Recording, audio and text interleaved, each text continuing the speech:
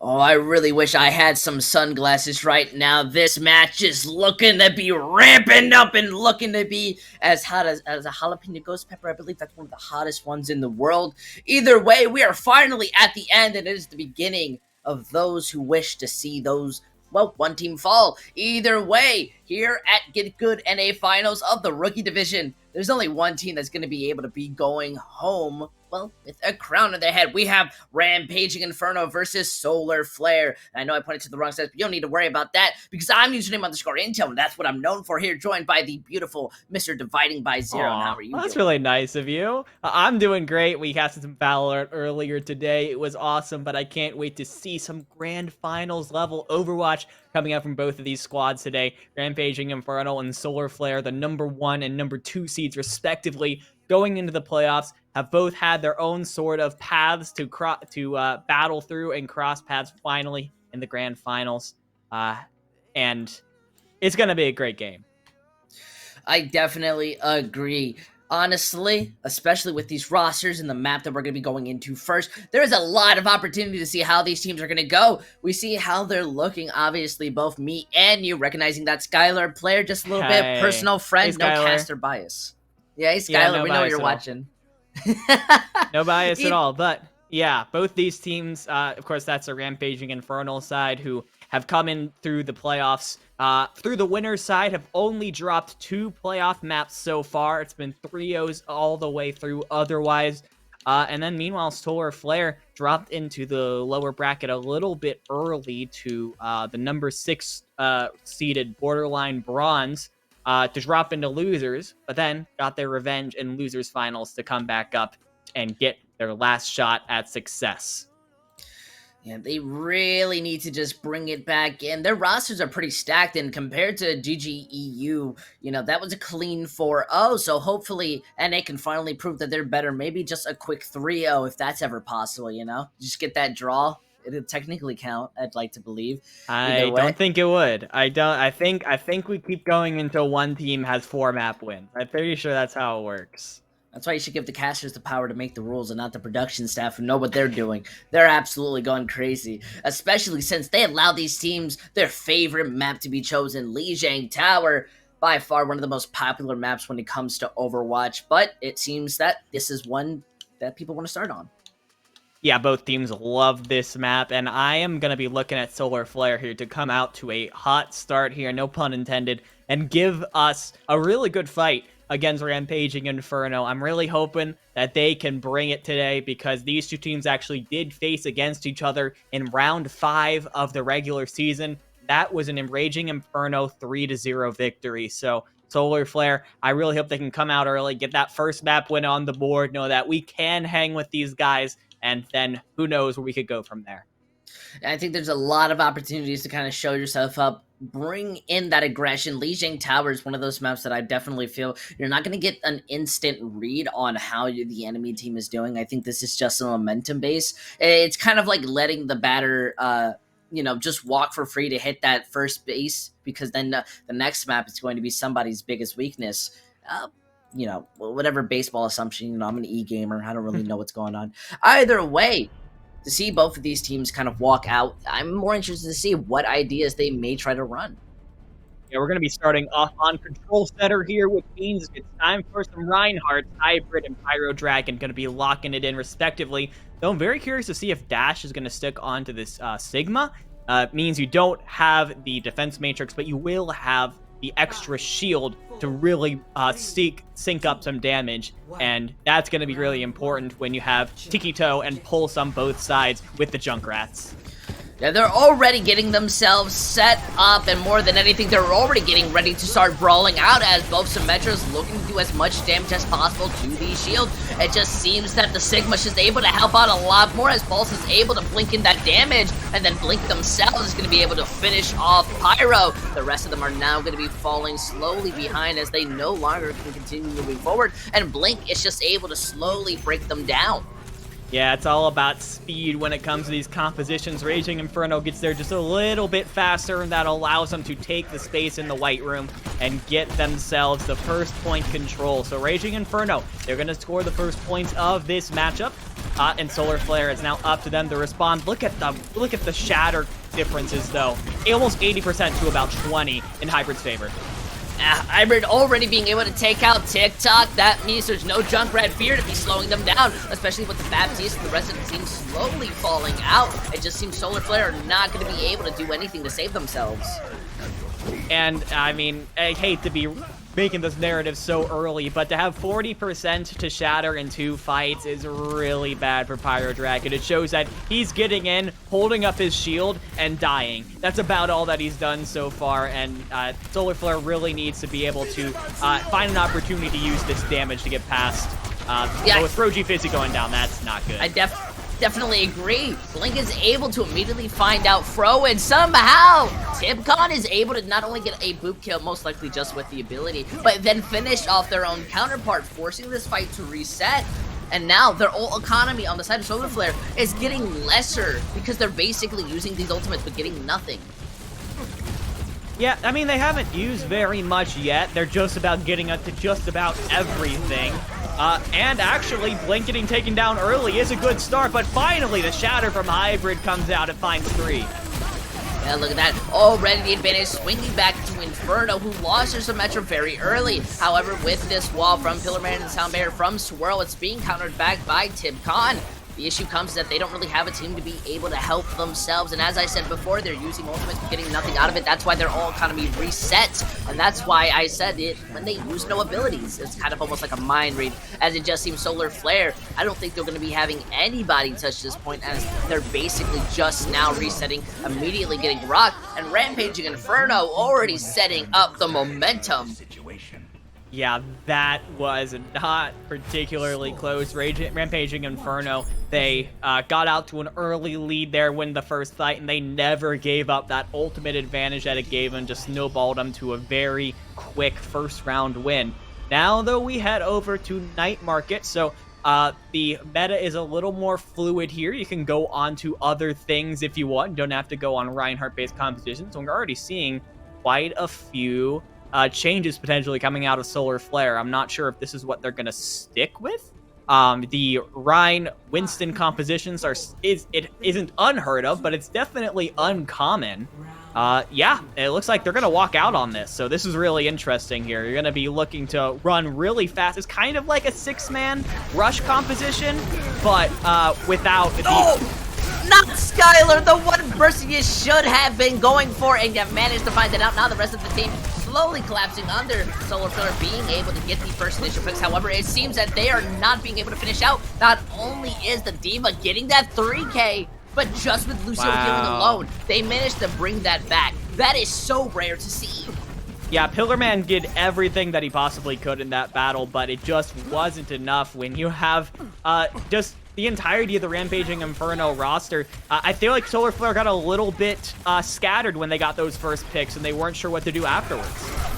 Now they're looking to just try to go through that teleporter, but it seemed like a bait. Not everybody is going through it. Hybrid has his shatters looking to set it up, but they, well, more of Solar Flare, look to be just taking this angle. They're moving all around. That Doomp is going to be able to take out TipCon and block out. Now with this Coalescence, they have nothing to fear. They're being able to pump in that damage, though Skylar being able to get the trade onto Pillarman. That bomb allowing just a quick reset, and everybody on the side of Solar Flare, they're entirely split. They're no longer together, and as they move in, using that teleporter for an advantage, the Shatter going into the shield, they still manage to find out J-Wall, though the Hybrid being gone from this fight now means that they are finally going to be able to just walk in without a worrying hammer punching them directly in the face. There's really only 2 Swishies and Tibib, but Tibib is kind of the last person there, and well, they're not going to be having much, just a quick reset, and now Solar Flare have the momentum to be able to push. Yeah, the start really great for Solar Flare, actually, because Rampaging Inferno, someone thought that they had a chance to win that fight, so they blew just about every ultimate at their disposal to try and get themselves back into that one, which means they're going to be coming in now with pretty much just the beat from TipCon, playing into the Meteor Strike, the Photon Barrier, the Earth Shatter, and probably the beat, too. Man, now at least they have a good amount of ultimates to be able to set themselves up for some victory. Pillarman already looking to collapse on top of them. Gets that beautiful slam combined with the dunk, and they're taking Skylar back to Dunkin' Donuts. But that Shatter, able to hit Raging Inferno. They have nothing left to do. aside from just kind of respawn, maybe set up a plan, those ultimates were used, and they were used successfully. Yeah, great stuff. You get the beat out from TibCon, and you don't have to use your own beat in response. That's beautiful stuff for Solar Flare. So now they're going to be able to take the lead in percentage points, and they have both support ultimates at their disposal, and possibly even the Diva Bomb. Rampaging Inferno, though, they're probably getting up really close to this DPS ult, so that's going to be big. Yep, they're now setting themselves, wanting to push forward into Raging Inferno with this Coalescence, and that teleporter coming out a little bit too late. They're not going to be able to get any room to just survive. That passive play is not going to work well when Solar Flare's just walking into you. That's about as good as it gets there from Solar Flare. You only use the Coalescence, and you win based off of that Coalescence. That could have been a very dangerous fight that got rid of a lot of their ult banks, but it ends up being a very cheap fight, and they can come in with 3, maybe even 4 ultimates for what is going to be last fight territory here. Rampaging Inferno, though, Photon Barrier, Pulse Bomb, Diva Bomb, and Shatter, and Ant Matrix coming up soon. Yep, they look to place that Pulse Bomb. It's going to get stuck onto the shield, but Solar Flare, they want to use every ultimate. They feel threatened. They managed to pop out the Shatter on the side of Hybrid. However, you are just being pushed around, not getting too much healing. Your wall's able to protect you for a little bit longer while you trade onto Pyro. That seems to be more than enough, because without their tank, they don't have anybody to lead them. So they'll just follow them back to spawn. Yeah, so Rampaging Inferno, they managed to take the point back here, but it took just about everything that they had. You really don't have any ultimates coming up, and Solar Flare, they are looking dangerous now. You've got the Earth Shatter, the Meteor Strike, and the Photon Barrier up once again. It seems like that those sort of rule of threes seems true when it comes to that, and Rampaging Inferno, they really don't have anything that's going to be able to deal with it, at least in ultimates-wise. It's just got to be some really good play out here coming out from Pyro Dragon to block out this damage.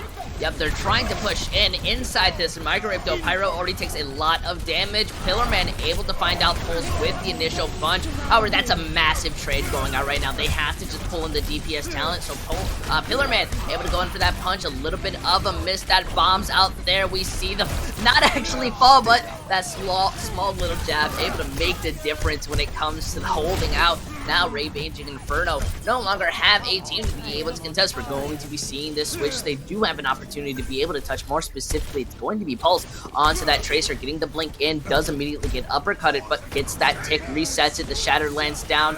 It really isn't going to be hitting anyone, but the Sound Barrier's there to give them some room except for Pulse. Now with the counter Shatter from Hybrid, that's going to be paused as Coalescence just helping them move forward. Though this bomb is LOSing them off the point, it seems Raging Inferno are going to be collapsing under themselves as Pyro Dragon is able to put up the heat faster than any Flaming Inferno, and the rest of them are going to be going back to their spawn room because they have to get ready for the next map. And so it will come down to Garden. Solar Flare, after what was a rough first map, they come back on Night Market, and now I'm not sure if Rampaging Inferno is going to want to stick with this. We had them, I mean, obviously you could use the Symmetra teleport to get to the point early and use that, which it might be what they're showing right now. But I feel like this map, as far as the most of any sub-map of Lijiang, is not great for brawl maps because Solar Flare is going to be able to poke in from the outside with any comp they want. However, looks like we're going to be seeing a match, so both teams are going to be using that Symmetra teleport to probably get onto the point, but at the last second, Rampaging Inferno have swapped onto a Far Mercy, so we do get to see some of that long-range poke coming out. I love me some Far Mercy. It is so oppressive at times. Solar Flare are very much going to have to fight in this. Look how they're already being onto this point. Unfortunately, though, Skylar immediately picked off, and that D-Mech, it's up to the Far to be able to put in that burst damage, but with the Immortality protecting them, Solar Flare really don't have much to truly care about. They're just staying back, denying any form of damage, and sitting perfectly fine. Do you see that reset coming in from the Baby Diva as the rest of Raging Inferno? They don't really want to kind of move in anymore. So Rampaging Inferno don't have a Lucio, so they weren't able to get to the point before Solar Flare did. So now it's all about the poke game, trying to get in and get the damage while Solar Flare can, but some nice shots from Tiki Totem to take down Pulse. The res is there, but Rampaging Inferno are in full control of this fight. That's what I call Cassidy hit scan. We see them already moved back to the point. They really wanted to try to adapt and get this fight out quick. Our Pyro Dragon is there and is immediately shutting them down. It seems that Rampaging Inferno are struggling to take any form of fight. They are struggling. It seems like they kind of tried to run a half poke, half brawl composition, and that bit them because you don't have enough damage to win in close range, and you don't have the stability to win in long range either. So Solar Flare coming out very much ahead, but now we see the Cassidy swap from Pulse, and they're going to go into straight up brawl. You know, we're not gonna ignore that. We're gonna be seeing that D-Mech hit onto Jane. Well, while that ball splits everybody, the Symmetra on Pillarman is still able to push forward without any fear. Now Pyro Dragon with this Shatter is looking to make this play, able to get a shield up of their own, and flop it down right onto the tanks of Raging Inferno. Well, Rampaging Inferno. However, they are no longer rampaging. Though this Shatter may actually switch things back on their side. They get the 2K with the Fire Strike, and Hybrid, who continuously pushes forward, is just able to be this unmovable offense. The moment I started talking about them badly, they show me up. The caster curse is removed. That is so incredibly clutch from Hybrid. My gosh. Solar Flare, they had the fight in the bag right there, and probably the map as well, considering they're at 83%. But the Shatter from Hybrid comes up clutch. So Rampaging Inferno, they're gonna start getting some. They're gonna start getting a little bit of percentage going here. But you're gonna be playing into several from Solar Flare. Yeah, they're throwing out a lot of ultimates. They're trying to make something happen, and it seems they're able to find out Pulse with it, but a lot of those ultimates used may be a bigger issue. However, they don't really seem to care. Being able to take out Skylar, collapsing on top of the rest of Rampaging Inferno, nothing left for them. They just wanted to win that as quick as possible. Yeah, beautiful shot from Tiki Totem again, coming out huge on Gardens. It's the first 2 kills for Solar Flare, and it was all over from there. Rampaging Inferno, Hybrid has to swap onto the Wrecking Ball to try and get a touch here. Solar Flare, they had not taken a map off of Rampaging Inferno in their last fight. Can they do it here? They're gonna at least be attempting to. That bomb flops down. We're seeing 2 already gone, and the Shatter cancels out Cassidy's High Noon. There is nothing left as Solar Flare, bringing back from what looked to be a scary first map, they take the victory. We're gonna be seeing Solar Flare finish out on Lijiang Tower. And that is exactly what I wanted to see out of this team. You got that map win against Rampaging Inferno. You saw how you can beat them. And at this point, it's just about repeating that 3 more times. I was a little scared, assuming that the 3-0 was an actual match. I don't know if it says on the GitGud website if it's a forfeit or not, but I just saw 3-0 in favor of Rampaging Inferno in round 5. So the fact is, I feel like we were in a position where if Solar Flare lost that first map, it could have very quickly snowballed into Solar Flare being like, oh, we just can't beat these guys. But we found out now that they can. And now anything's possible. I definitely agree. We are going to be showing some little flashy numbers on the screen. Get that little opportunity to be looking at these players and what they're going to be able to do. Oh, wait, I misheard my production. I'm going absolutely crazy because I got to say that Mora did a lot of room, at least I think, for the longest time. Maybe that was just a ploy and I trick all of you. Either way, absolutely amazing coming out of the side of Solar Flare. Just being able to bring it back and, well, now they're going to be taking the lead in the series. It's first of 4, so like I don't really know what that counts as a best of, but either way, best of 7, really, if anything. But first of 4 is the better thing. We're just going to keep going until someone has 4 points on the board. Fair enough, fair enough. And though I wonder what really happened to Raging Inferno. Rampaging Inferno looked absolutely amazing when it came to just that first initial push on Lijiang Tower. Maybe they just scrim it a lot, or Solar Flare weren't ready to kind of defeat it. Either way, they kind of have to work on that brawl if they want anything. Yeah, I feel like Rampaging Inferno shot themselves in the foot there a little bit on Gardens. It looked like they were thinking about going with just a traditional brawl comp, which would have been totally fine into what Solar Flare was running. Instead, they sacrificed the Lucio speed boost and the Cassidy damage to run a For Mercy instead. So they give up basically first point control because the speed boost allows Solar Flare to get onto the point first. And then once you do get there, you have to be able to sustain long enough for your Pharah to get damage, force out resources, get picks, and they just couldn't do that with only the Baptiste heals. So by the time Rampaging Inferno made the switch, it was already too late. So Solar Flare go up early in the series, and it looks like we're going to be moving on to King's Row. If this was Rampaging Inferno's pick, that's a smart one, considering how well Control Center went for them. Last time I checked, I don't really think the winners are going to be picking out the map. Pretty sure this is actually the loser's side, so Yeah. it seems that they really just want to. Well, wait, no, you're right. Yeah. Yeah. Did I say winners? I meant No. losers. No, my ears are a little bit dyslexic at days. You know, I've definitely got to struggle with that. I'm not gonna lie to you either way. I think there's another medical term for that. I don't want to talk about it. Either way, my Spanish brain translating things incorrectly. Kings Row, one of the most popular maps. It seems we're going with the popularity contest right here. I'm a little bit more worried for Rampaging Inferno just because of the brawl kind of opportunities. But if they've picked it, that means they're confident. I mean, you've got to be confident in your brawl, right? In a brawl v brawl matchup, it worked out extremely well for Rampaging Inferno in the little bit that we saw there on Kings Row. I'm sorry, not Kings Row, Control Center, as I mentioned. So, I definitely am not surprised at all by this map pick from them. I think it's a solid pick. Based on the little bit that I've seen, I'd say that they even have the advantage on this map. I definitely would say. That being said, if I can continue talking for a minute here. When we saw Rampaging Inferno and Solar Flare mirror, Rampaging Inferno came out on top. When we saw there be a bit of a mismatch in comps, Solar Flare came out on top. So that makes me wonder if Solar Flare are going to run something a little bit out of the box here. I know that meta and Habit says, no, you have to run Rhine Diva, Cassidy May, Baptiste Lucio. That's the meta on Kings Row. But we've seen those lines sort of start to blur a little bit in the meta. We've seen teams run stuff a little bit more creative, and I think that might take Rampaging Inferno, off guard if Solar Flare comes out with something a little wacky.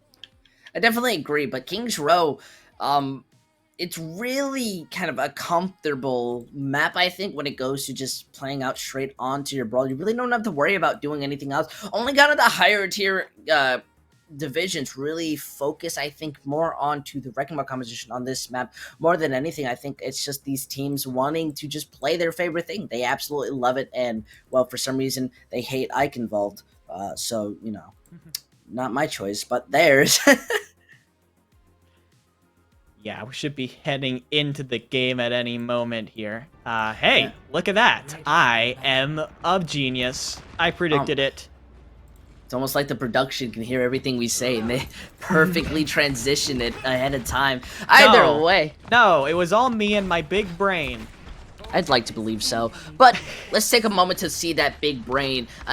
Because more than anything, Solar Flare are not running out with the May. And Rampaging Inferno, well, they might not run out with anything traditional. This just looks like Shadow Brawl, actual brawl, not a monkey. So let's just focus on Solar Flare until they walk out. Yeah, Solar Flare running out without the May, so you're not going to be able to use the May walls as an initiation tool. Instead, you're focusing on the Cassidy and Hanzo damage from Pillarman and Tiki Totem, respectively. They can do a bunch of mid-range spam damage to Hybrid's shield. That's what you're looking for. You want to win the shield war and then go in off of that. Meanwhile, Rampaging Inferno are going to be looking at Pulse to get some big hacks. That's their initiation. That's once someone is hacked on the side of Rampaging and side of Solar Flare, that's their go button. Yep, they're already set up, moving forward. Though that Hanzo was able to break down that shield, make Hybrid a little bit more scared, even kind of toe tap onto Pulse.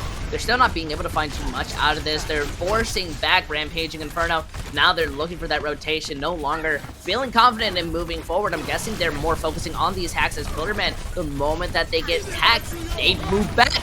Now Skylar using out that window, making them a lot of room. Solar Flare, either way, are going to take that rotation. However, they lose Pillarman in the kind of conflict. That window there looking to take out Hybrid. However, Hybrid walks into the enemy's base of operation. Now the rest of the team without it, well, they're free to get hit by this Hanzo. No worry. They got that tick, but they lose that second one. Yeah, Rampaging Inferno absolutely had that, but Hybrid bit off a little bit more than he could chew there, so Rampaging Inferno get pushed back, but you do have the EMP, the all-important EMP coming out from Pulse here. That is that's definitely the ultimate to watch right now. If you can get onto maybe the DPS, disable them from being able to use their ultimates. Even Barkley, close to the beat, doesn't have it yet, but that's probably the #1 priority. Just make sure there's no way that he could even get anywhere close to saving the team. And then you could use the Shatter, could be huge. Oh, they're looking to push. They are looking for that EMP. Able to get a massive one at the best. Though the Dragons wanting to try to make a difference. You've lost the majority of your team. And that bomb, you have to use your jump to go in, and then, well, they just kill you. I think that's a little more rude. You guys could have just walked into it, get the 2K maybe.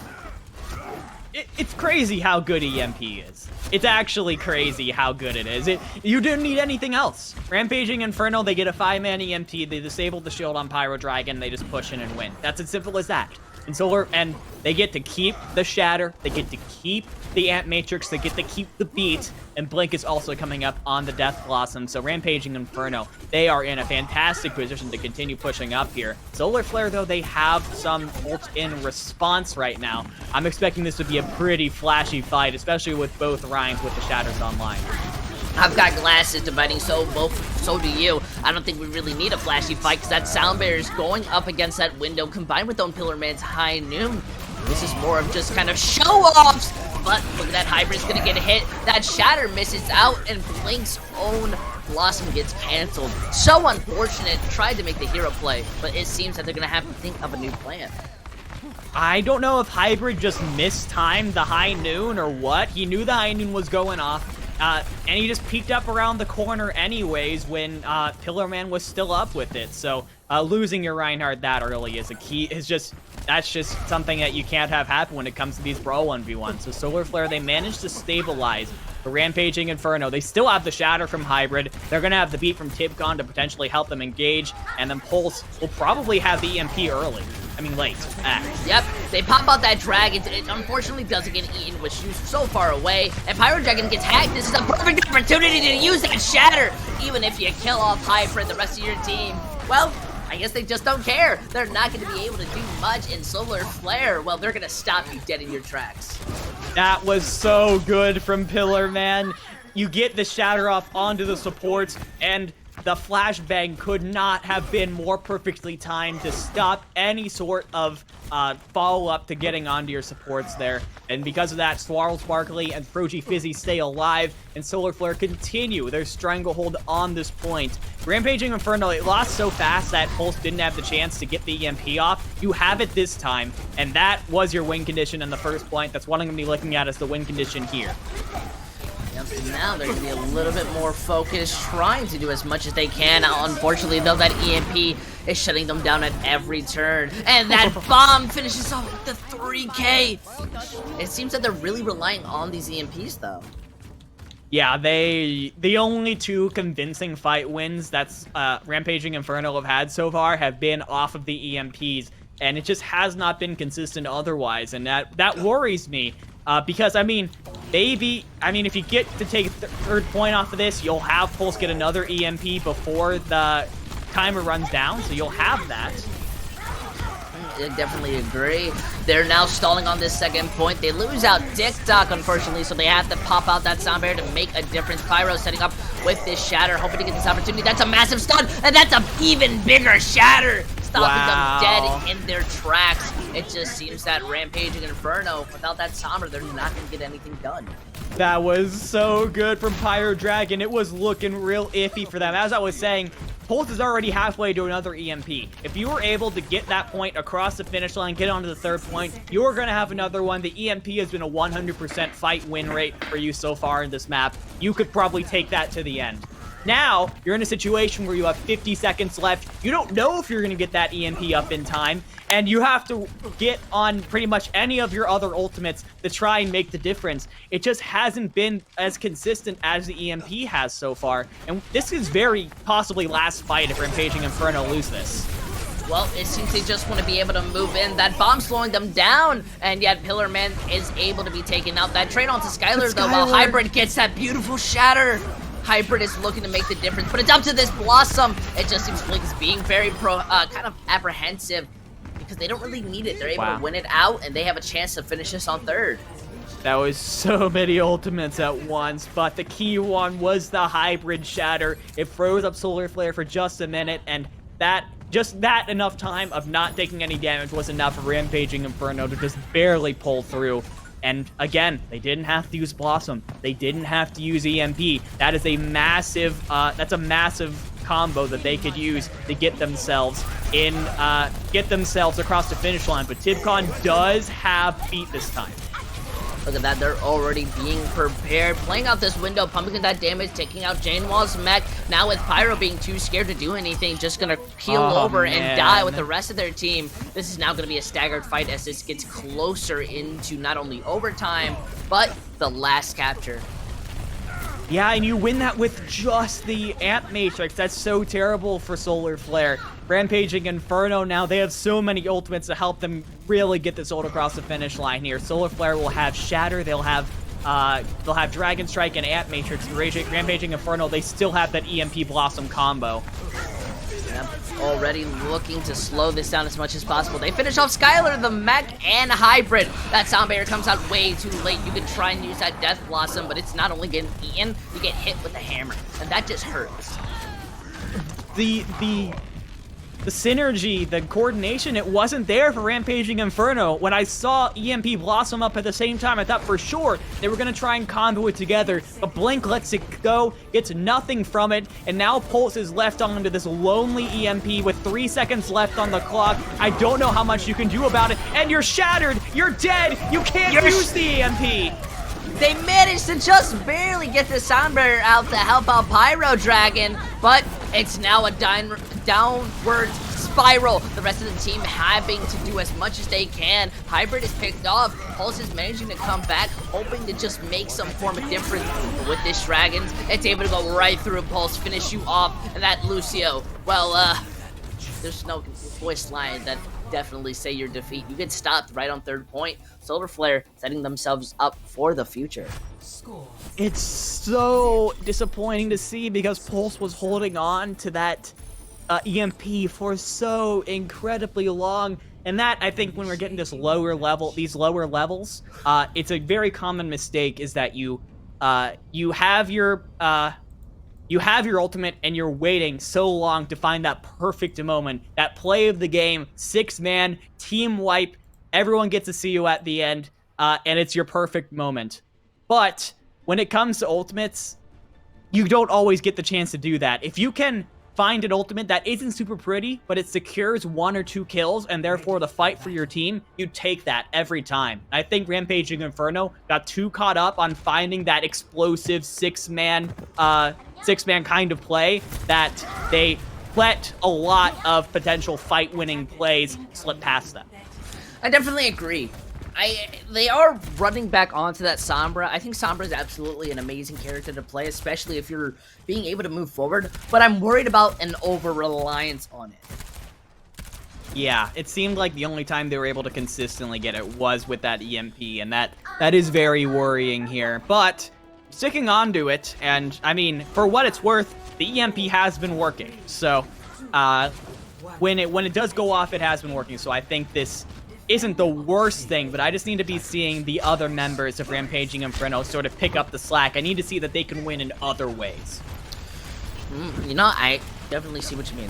Now we see them already setting up, TikTok making a beautiful angle, looking to just force them off the point, break those shields down. Now Rampaging Inferno already having to use their immortality, struggling just to be able to push forward without getting hit with so much. It seems their diva wanted to be able to peel people out, but gets punished for it, loses their mech. Now they're at a massive disadvantage, not going to be able to eat up anything. Sure, Pyro's dangerously low, but with this remech, they lose out their own diva. Skylar is forced to use this window, but they lose their Reaper in the counterplay. That headshot is just so powerful, but that's a 6-man EMB. They're able to find out Tick, the true oppressor of the game. Same with Pro, that just barely managed to save them in the fight. That was a minute EMP build from Pulse. That's insane. Just shows how much damage it was getting in on. They were not getting in on that fight, and I mean, that's so good there for Rampaging Inferno. Just, I mean, if you're only going off of EMPs, if you can get the EMP every minute, That's fair. That'll win you a match. That'll win you a game. Yep, they're popping up that shatter to stop them from using the window. They don't get a true kill off it, but they are so low, it's getting scary. Eventually, we do see Pyro falling down to the ground while the rest of the team needing to just kind of clean up the rest of the fight. Solar Flare, you're not gonna be doing much. Hybrid press Q, Solar Flare go down. That is the analysis for that game. And Hybrid, that was some beautiful plays there. It's now Rampaging Inferno. They're looking strong on this first point hold, already getting rid of one half of that time bank. Rampaging Inferno, they have both support ultimates as well online, and the Death Blossom, and the bomb. This is looking really, really good for them right now. Solar Flare, they've got to get the cart moving soon. Yep, they're throwing that bomb up, but they lose out Pyro Dragon. That's not gonna go good. How do you let that happen? You can't even push forward. We already see them peeling backwards. However, they are looking for these staggers. Even Blink moving forward, hoping to get that Death Blossom off, but decides to not do it. Now with this fight kind of reconvening back in, we're gonna have to see what they do to fix these issues. That was so good from Pulse. Comes out from the side, gets a hack off on the Pyro Dragon, and the rest of Rampaging Inferno just melts them down. There was no choice from there. We'll see what choice they make now. High Noon's able to just kill Pillarman after the High Noon. They use the Sound Barrier to basically ignore everything, and that Shatter is only going to be able to hit the Diva. Luckily, though, the combined with Blink and Hybrid, they're going to be able to shut you down, not even using that Blossom. Don't even need to, man, as they just slowly pick you off, and you have a minute to try to bring this back. And Solar Flare used so many ults. I mean, how many times have they tried to push in here? Like 6? It seems like just statistically you should be able to win one of those brawl fights, but it just hasn't happened. And now Solar Flare, they have the beat and just about nothing else, playing into Death Blossom, EMP, Shattered, Ant Matrix. This is so good for Rampaging Inferno. Pulse waiting for that EMP. It doesn't matter at this point if you're going to go for one and go for the perfect moment. It's going to be great either way. Yeah, they're looking to just follow them in. They move in. They have that immortality down on the ground, but they seem to not really want to take this fight. Rampage and Inferno are backing up, trying to bait them into a bigger space so they can get a better EMP. However, they just are relying on the high ground. Jadenwall's going to be throwing out that bomb, hoping to make some type of difference, but this is basically one big LOS. Skylar's going to go down, though, so we see the throw. That EMP hits. That's a 4-man. The Sound Barrier comes in, just barely being able to save them after the Death Blossom, but they still lose one. Hybrid is gone, though. This is no longer in favorites of Inferno, as they're going to be fighting on the back foot. The Reaper is the only person truly alive, as Skylar just respawned, and they're not going to be able to stop this hold. Unfortunately enough, they're not going to be looking to kind of win this out. There's still a chance. Yeah, Skylar gets taken out early, and it's so difficult, even with the EMP Blossom, to be able to overcome the loss of the Baptiste healing, especially when your EMP hits everyone except the Lucio. Swallows Barkley with the perfect beat in order to counter the combo. They're throwing out that Dragons, wanting to try to make this a winnable fight as early as possible. I mean, you already did by taking out Hybrid, but you get Skylar, who, that Dragon was so far out. That hurts. Oh. That's so bad. Skylar gets taken out early again for Rampaging Inferno. You just can't be losing your Baptiste like that. As now, Rampaging Inferno are back to spawn. Look at all the space that Solar Flare get to take pretty much for free.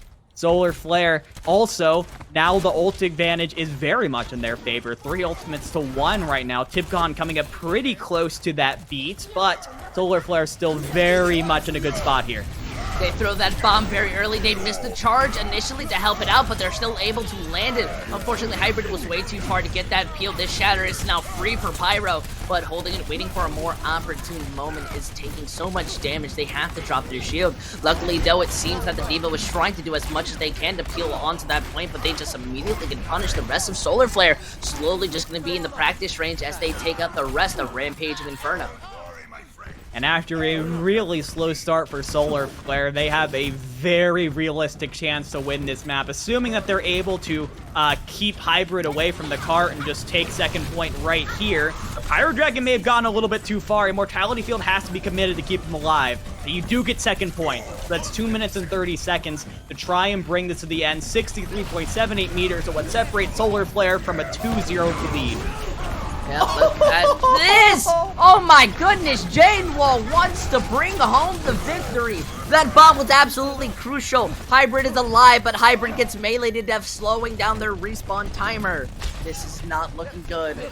And the shatter from Pyro Dragon sets up the bomb so beautifully. That is textbook stuff from Solar Flare. You absolutely love to see it, but you still need to win one more fight here to secure the King's Row victory. And Rampaging Inferno built up quite the bank of ultimates here against pretty much just the Ant Matrix. This is going to be a tough one.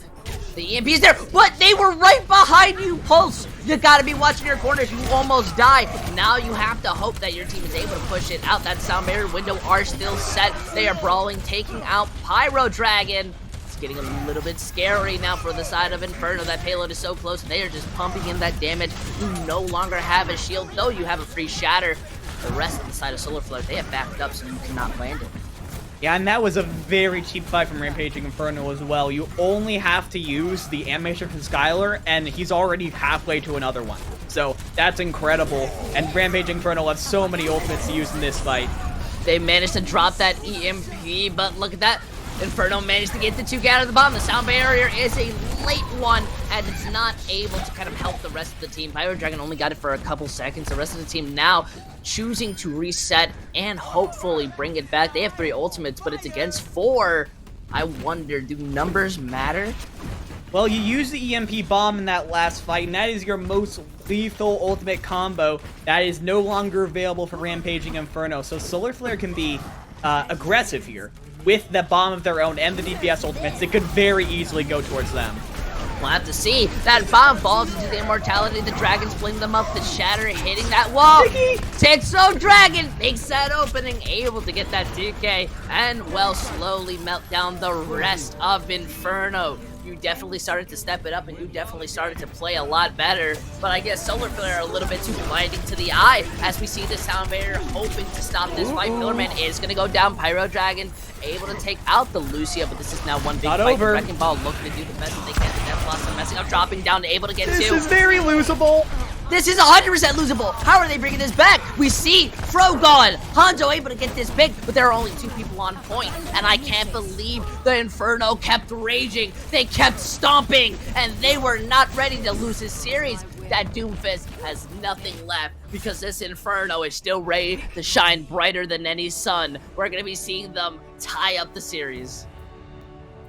That was an insane recontest from Rampaging Inferno. The Cassidy on Solar Flare tried to go for a little bit of spawn camping and got caught out there. And without the damage from the Cassidy, Solar Flare was not able to stand up to what was about to happen. You needed that flashbang. If you were ult tracking there and you knew that the Death Blossom was coming, you needed the flashbang to be able to stun that out. You didn't have it, so the Reaper gets a ton of value, and Rampaging Inferno, they've managed to bring it back.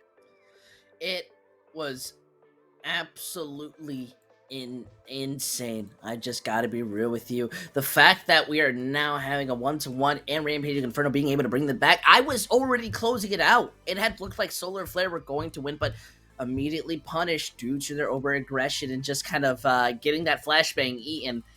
Man, these teams, they're truly wanting to win. Ironically enough, I can continue with these fire puns all day, but dividing, man, my anxiety. I don't know how to handle this. It is that was an incredibly close match, and I think that is just the tip of the iceberg for what we're about to do in this matchup here. If that King's Row match was a microcosm of what we're going to get tonight, buckle in, Intel, because we're going to be here for a while, and I'm not complaining. I definitely had to agree, but more than anything, we're going to be going to a quick break as we get set and prepared to see which team will be able to take the lead in the next map. Don't go anywhere, because we'll be right back with GitGud NA.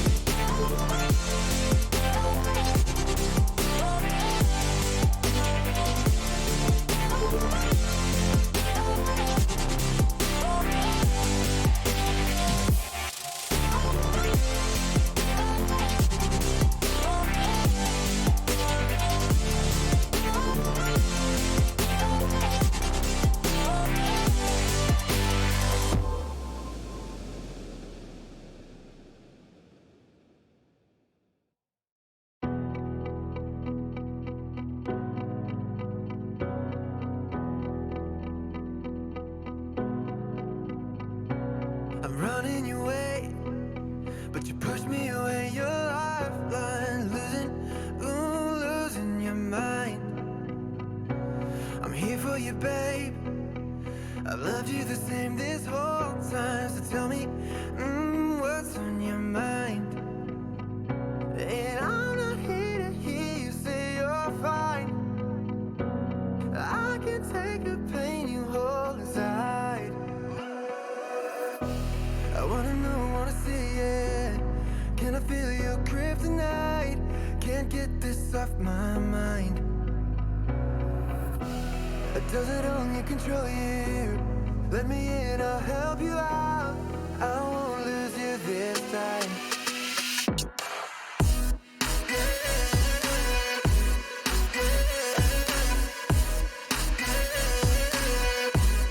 Can I feel your kryptonite?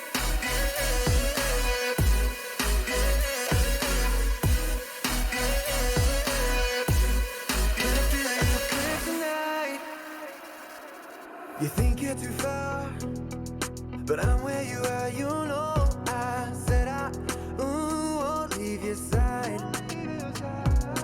They left you bare, but I'm begging you, stare in my eyes. For you, yeah, I give my life. And I'm not here to hear you say you're fine. I can take the pain you hold inside. I wanna know, wanna see it. Can I feel your kryptonite? Can't get this off my mind. Does it only control you? Let me in, I'll help you out. I won't lose you this time.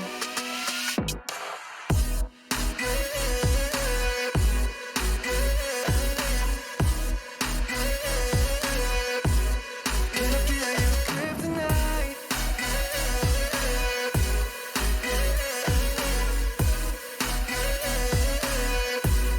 Can I feel your kryptonite? I wanna know, wanna see it. Can I feel your kryptonite? I'm here to hear you say you're fine.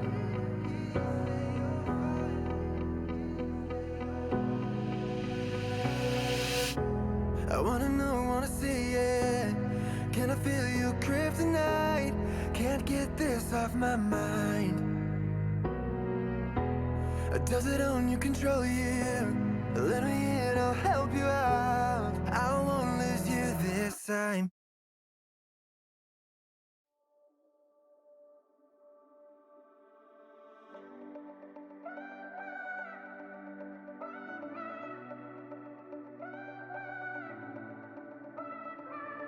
One more wine, one more whiskey,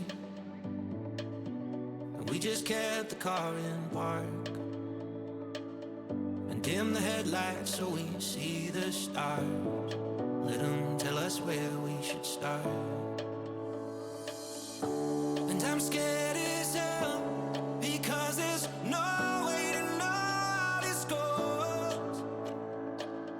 But I can't help but say I promise to give you my all. But it might break me. It might break me, break me. It might break me, break me. It might break me down. I won't let you down. But it might break me, break me. It might break me, break me. It might break me down. It might break me. It might break me. It might break me. It might break me down. It might break me. It might break me. It might break me. It might break me down. It might break me. The sight of you, it makes me dizzy. And when you're gone, I miss your face. Tonight I'll meet you in our favorite place. And just can't let this wait one more day. But I'm scared as hell, and there's just no way to know how this goes. And I can't help but say, trusting why you are so beautiful. But it might break me. It might break me, break me. It might break me, break me. It might break me down. I won't let you down. But it might break me, break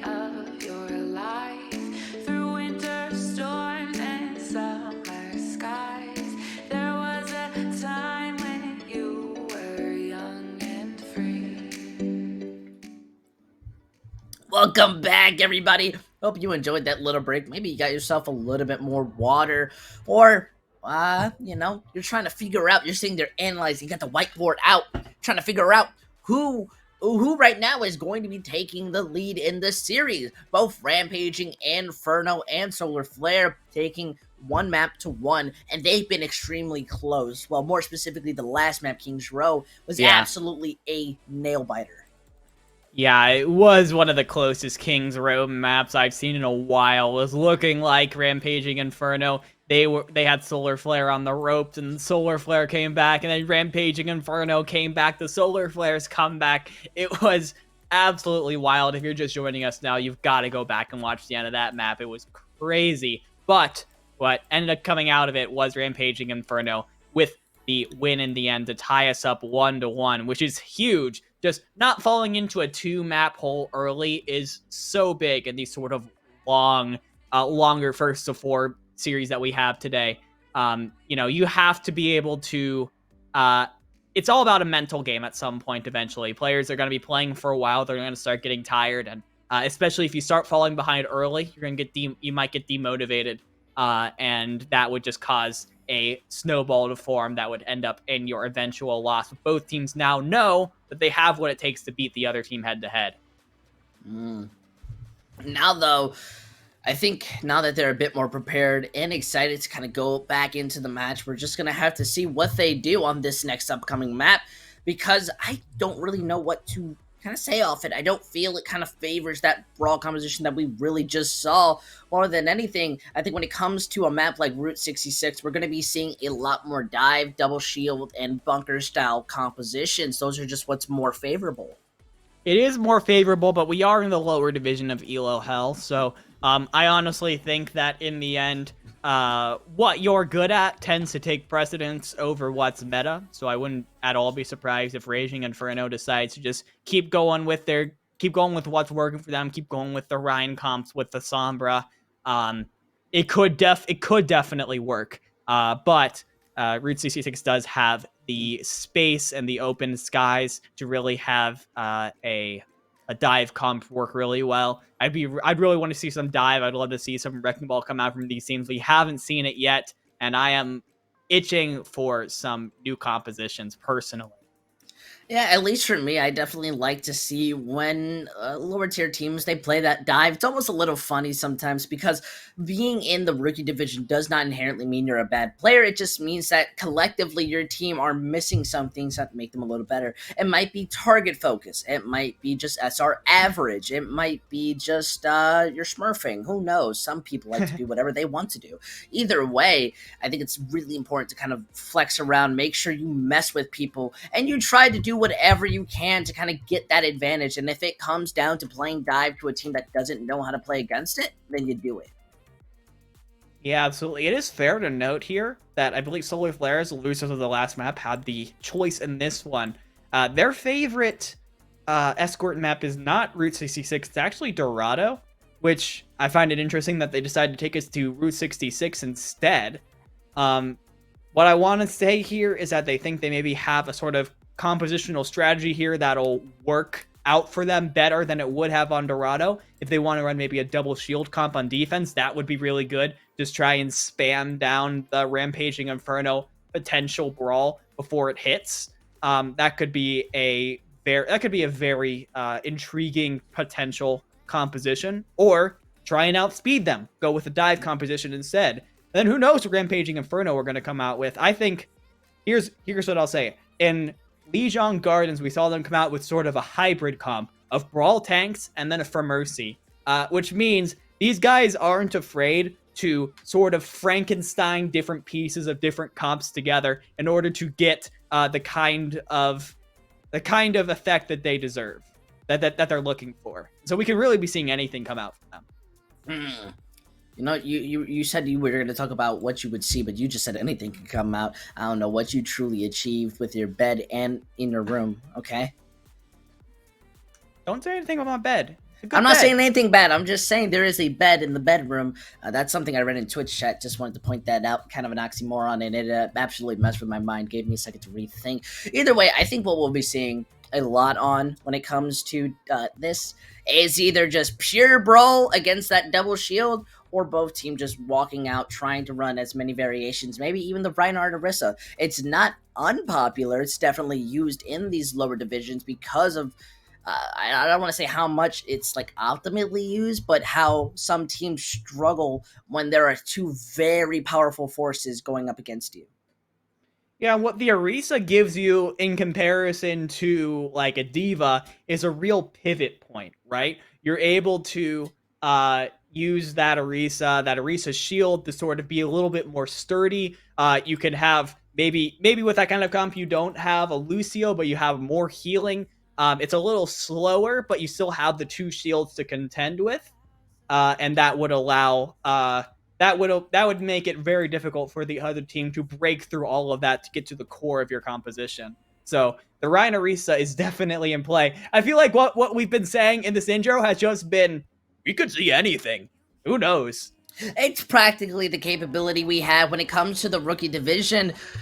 They only like to mess with our hearts. I've never seen them run the same thing. So, it's kind of understandable more than anything. It's like watching a Mario game, when you see the new trailer, except for Mario Odyssey. Everything before that, you're just like, well, wow, a new Mario game. It's going to be the same thing, It's just kind of that sentimentality. But we're going to see right now, Rampaging Inferno. As we said, that double shield, yet Solar Flare teasing out onto that dive. I see a lot of teams play this double shield, and sometimes it works, sometimes it doesn't. What makes a double shield work on Route 66? It all comes down to how well you're able to play around your shields, right? That is what the comp is named after. So you have to be able to be playing around your shields really well. Shield management is also super big, making sure that you always have a shield in front of you, because that big girl sign is not going to do very much protection on its own. It's going to come out to how much damage can Blink and Pulse get off before their sort of shield integrity becomes compromised. Meanwhile, Solar Flare are going to be coming up here on this double bubble comp, so there's going to be a lot of pressure here on Pyro Dragon. He's going to be jumping in on this mass. Jane's going to give him the bubble. He's going to put down his own bubble, and how much damage, how much space can he buy for his team before he eventually is probably going to go down with the concentrated damage. We're going to be seeing that early dive, forcing the immortality. The hybrid was getting absolutely no healing. The body blocking, which is absolutely positive. So we're going to be seeing this reconvene as Solar Flare are more looking to make that space. The anti manages to hit out hybrid, but they're not going to be really able to push forward, unfortunately enough. So now we're going to be interesting to see how they try to kind of reconvene. This payload is going to stop moving as it's in a perfect spot. The bubble more than enough to be able to protect them against that fan. The hammer now with Rampaging Inferno's own tanks being taken out of the fight. They don't really have much to be able to do. They slowly fall down and, well, they whittle because they're not going to be able to bring this fight up. That double bubble just way too good. And this is the problem that happens so often when people try to play double shield on point A Route 66. Solar Flare just goes, okay, you want to stick up on top of big girls? That's fine. You're not touching the point. We'll just play under you and keep getting point push. And by the time Rampaging Inferno realizes what's happening, it's way too late for them to be able to adjust in time, and Solar Flare take first point in a very fast pace with the Primal Rage, the Deadeye, and probably the Pulse Bomb. Actually, really everything except for Rally should be coming up this fight for them. They're going to be looking to try to play a bit more defensive, especially with Pulse's own Summer coming in. Unfortunately, though, that Nano hitting the Monkey and the Anti hitting onto Blink, they're going to be gone in a blink of an eye, pun enough. So we see Pyro Dragon, after getting hit by that charge, use the Primal Rage, and now the rest of Rampaging Inferno, they're gone so quickly. Yeah. Rampaging Inferno, they had wholesale comp, which is after losing point A, so they had no ultimates available, so Solar Flare just go, we're gonna take full advantage of that advantage you've given us and use all of our ultimates at once, pretty much, and Solar Flare come around with the win. The question is, does Rampaging Inferno want to try and come in for a contest before the end of point B? If they do, they'll have to contend with the Gravitic Surge, which comes out and blocks up everybody. You see that bubble blocking out the majority of what they're able to achieve. However, this contest onto the point, it's going to be really hard for the side of Solar Flare, as they've lost the primary factors of that can really kind of change this back. And even though Blink is alive and being able to kind of peel in for the team and help out. They weren't really paying attention, so Rampaging Inferno, they are luckily going to have a chance to stop this snowball. And while in the middle of the massive bodies in the grav, Blink takes out Froji Fizzy. Losing that Ana is so bad for Solar Flare. You just lose so much of your healing ability. And now look at all of this space they have to cross in order to get back to the point. This is going to be tough. It is a long road to try to break through this, especially with Blink's own high noon. This could be an issue. Pulse now has this EMP, tries to pop it out, does it a little late, but comes out even better. Managed to hit that 4K. They're going to be able to use the sound barrier just because they were getting a little bit low, more specifically Skylar. So with the rest of Solar Flare, just kind of moving back, that window issue is kind of like a cowboy using a shotgun when saying get off my lawn or something like that.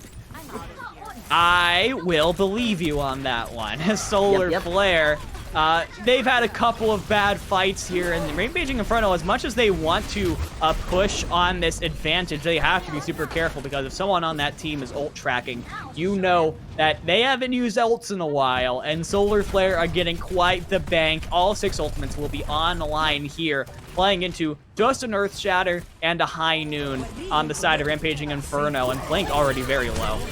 Look at that, just being absolutely oppressive. Tick wants to use that pulse bomb to try to finish them off. It's not going to do too much besides lower them down. However, that's more than what they needed. Hybrid eventually gets picked. Skylar now stuck all alone, eventually going to be finished off. Pyro maybe 1 HP and finished off by Tip, but the rest of the DPS are there looking to finish things off. However, they still are being able to do as much as they can to stall the time.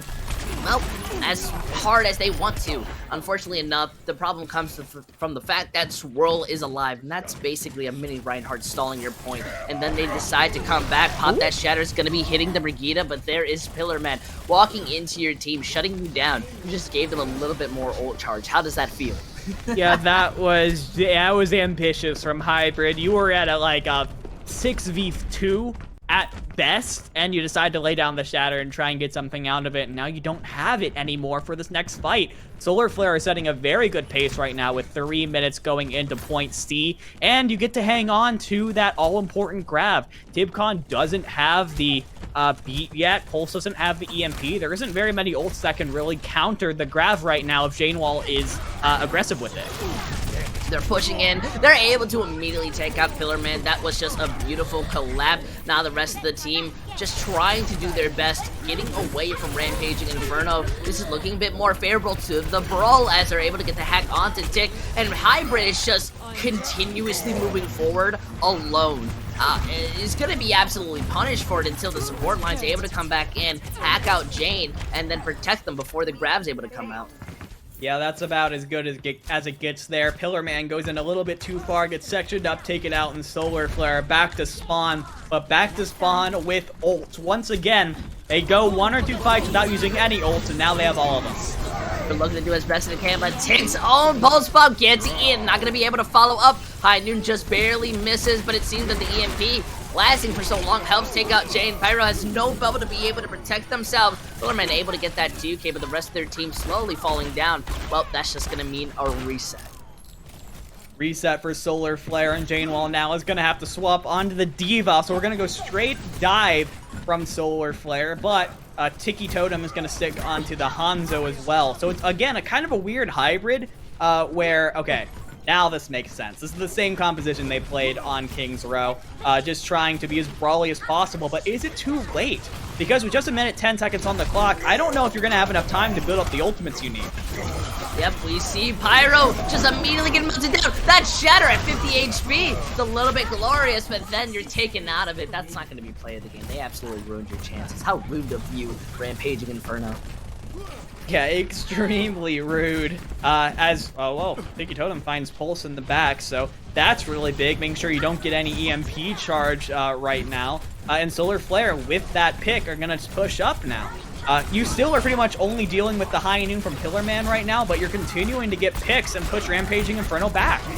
Yeah, they're moving very forward, throwing in that bomb as a countermeasure, and it seemed that it was more than enough. You tried to take that rotation to be the defending side, but they're going to make you feel like well, you're back in spawn. They're saying, hey, just go back to your room. They're now switching over to this stall with less than 20 seconds.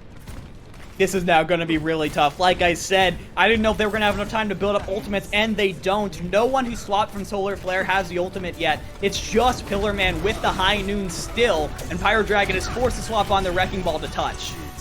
They are doing the best that they can. That High Noon able to help. There are 2 down, but the EMP comes in. That's a 6. absolute 6. They're able to pump in that damage, but without the reinforcements to help out, and only Skylar really putting in that damage, it's completely nullified. Now, this is where we're going to be seeing the respawns try to make any form of a difference. Tipcon dies with that sound barrier. Now it's going to be taking a little bit longer. They are looking to stall as much as they can, but that bomb being placed onto the point, they have to stand behind the shield, able to get that remake kill and find out Blink with it. It's a little bit more unfortunate. Those dragons absolutely phenomenal, making that immortality have to come out so they can try to touch, but they're being hit from so many angles. They are not being able to live up to this glory, and with Pulse falling down and eventually Tipcon, there's not much left you're gonna have, because we are going to be seeing them capture the 3rd point just barely, but even then they have no time back. Man, I feel like the Wrecking Ball swap was actually what Solar Flare needed. You were able to play so much faster, so much more aggressively, and it seemed like Rampaging Inferno, they weren't able to stand up to it. So now, Solar Flare, it was tumultuous at times, it was definitely a little shaky at times, but they managed to finish the map. So it comes up to Raging Inferno. They have to now equalize, get a finish as well, or else they're going to fall behind in the series once again.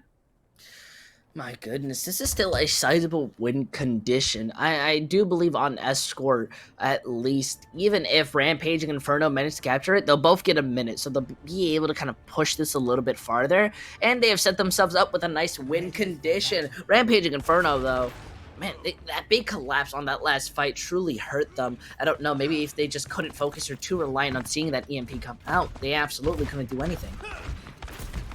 Yeah, again, it's really tough right here for Raging Inferno. I'm curious to see what Blink and Hybrid are going to go on here. Are we going to be seeing Brawl? Are we going to be seeing Dive? It really could go either, depending on what these last 2 players lock in here. For Solar Flare's part, they're going to keep playing this double shield composition. The Cassidy Hanzo CPS line has worked out quite well for them so far, so I'm not surprised to see them keeping the same thing. And Rampaging Inferno, they're going to stick onto the dives. This looks a lot like a 6-man rush composition, but you don't have that Lucio speed boost. You're not going to be able to be quite as fast as you would be otherwise. So instead, you're really kind of more looking at a traditional dive with Hybrid and Dash going in to capitalize on Pulse's hacks, while Skylar and Tipcon stay in the back.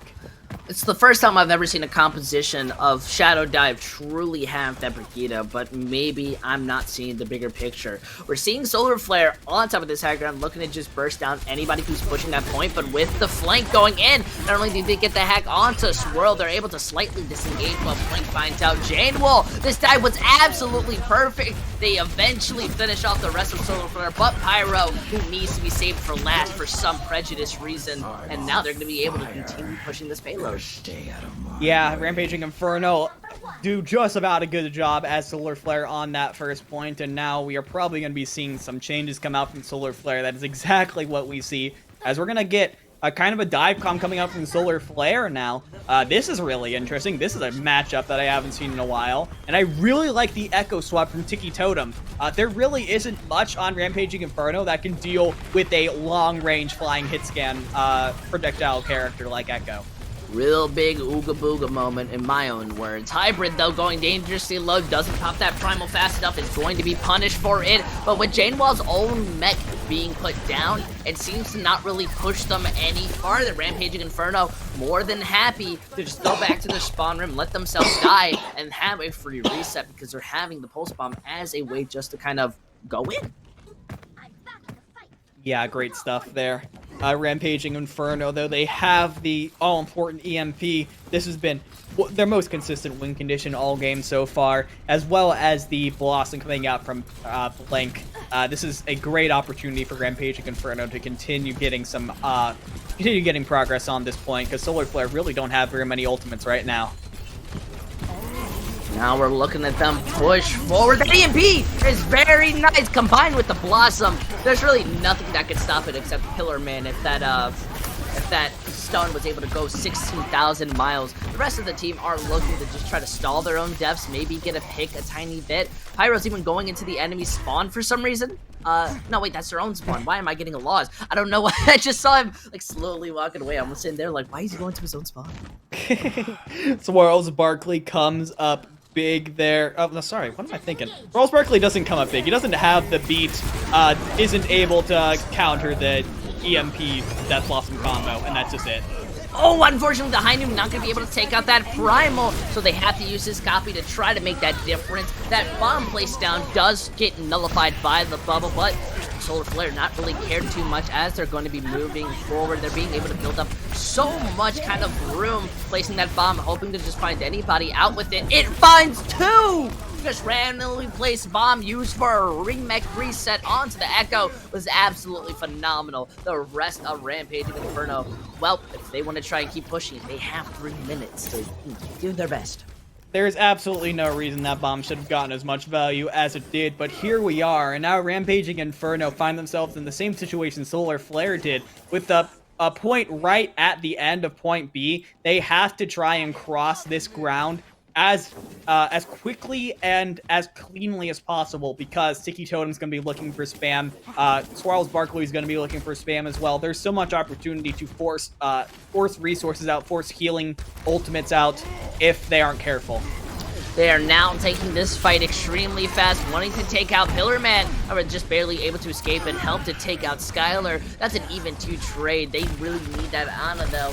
Losing out on both supports is going to be a further issue, because Blink has this Death Blossom, has to go back to this Mega Health Pack, but it seems that they really don't care too much. Rampaging Inferno are able to get so much room pushing forward without any form of healings, even just barely almost gets that hack onto Pyro, but without Solar Flare having their team, they're not really going to be able to do much. Hybrid, though, look at that. Doomfist has nothing on these types of juggle mechanics. Absolutely not, as with a little bit of help from Blink, Pillarman does go down, and Rampaging Inferno look to be, as soon as they deal with the stragglers, doing more than enough to get on the point C. This is actually pretty even with Solar Flare's push up to this point. They're maybe going to have 30 seconds on them as they try and push in for some staggers, but they're not going to get it. So with about 3 minutes on the clock, yeah, this is probably about the same rate that Solar Flare had on their attack up to this point. This is extremely even right now. So the question is, can Rampaging Inferno bring us through to the end? Yeah, it is getting increasingly more difficult, and I think they'll find to notice that the more that they run this Shadow Dive, the more it might get a little harder in these close quarters. Though that bubble just barely helps, and Pillarman gets hacked the moment that they try to go in. They're not going to be able to escape. You've just been boomed. That bomb placed down, looking to pick up anybody. Goes underneath the payload to kill Skylar and finds out Pulse. That was so close for Rampaging Inferno to just ignore it and then win this fight, even with their D.Va slowly getting staggered. Well, Solar Flare make it work.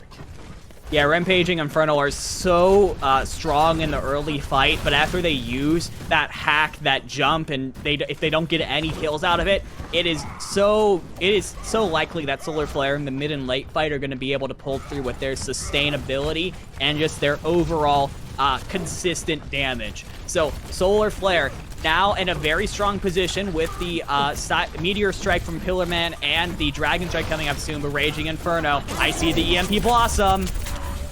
Yep, we see it. It's a massive play. Unfortunately, though, it looks like that Death Blossom gets stuck on top of the platform. It's going to be hurting them in the end, but either way, they're just going to basically roll with the flow, able to not only take out this random Hanzo, but Pillarman. The rest of the tanks are too low to really get any help, so it seems that they are at a massive advantage, even with this DC. There's a DC. Luckily, we get that pause after the fight, but that is scary for Rampaging Inferno. They just lost their D.Va.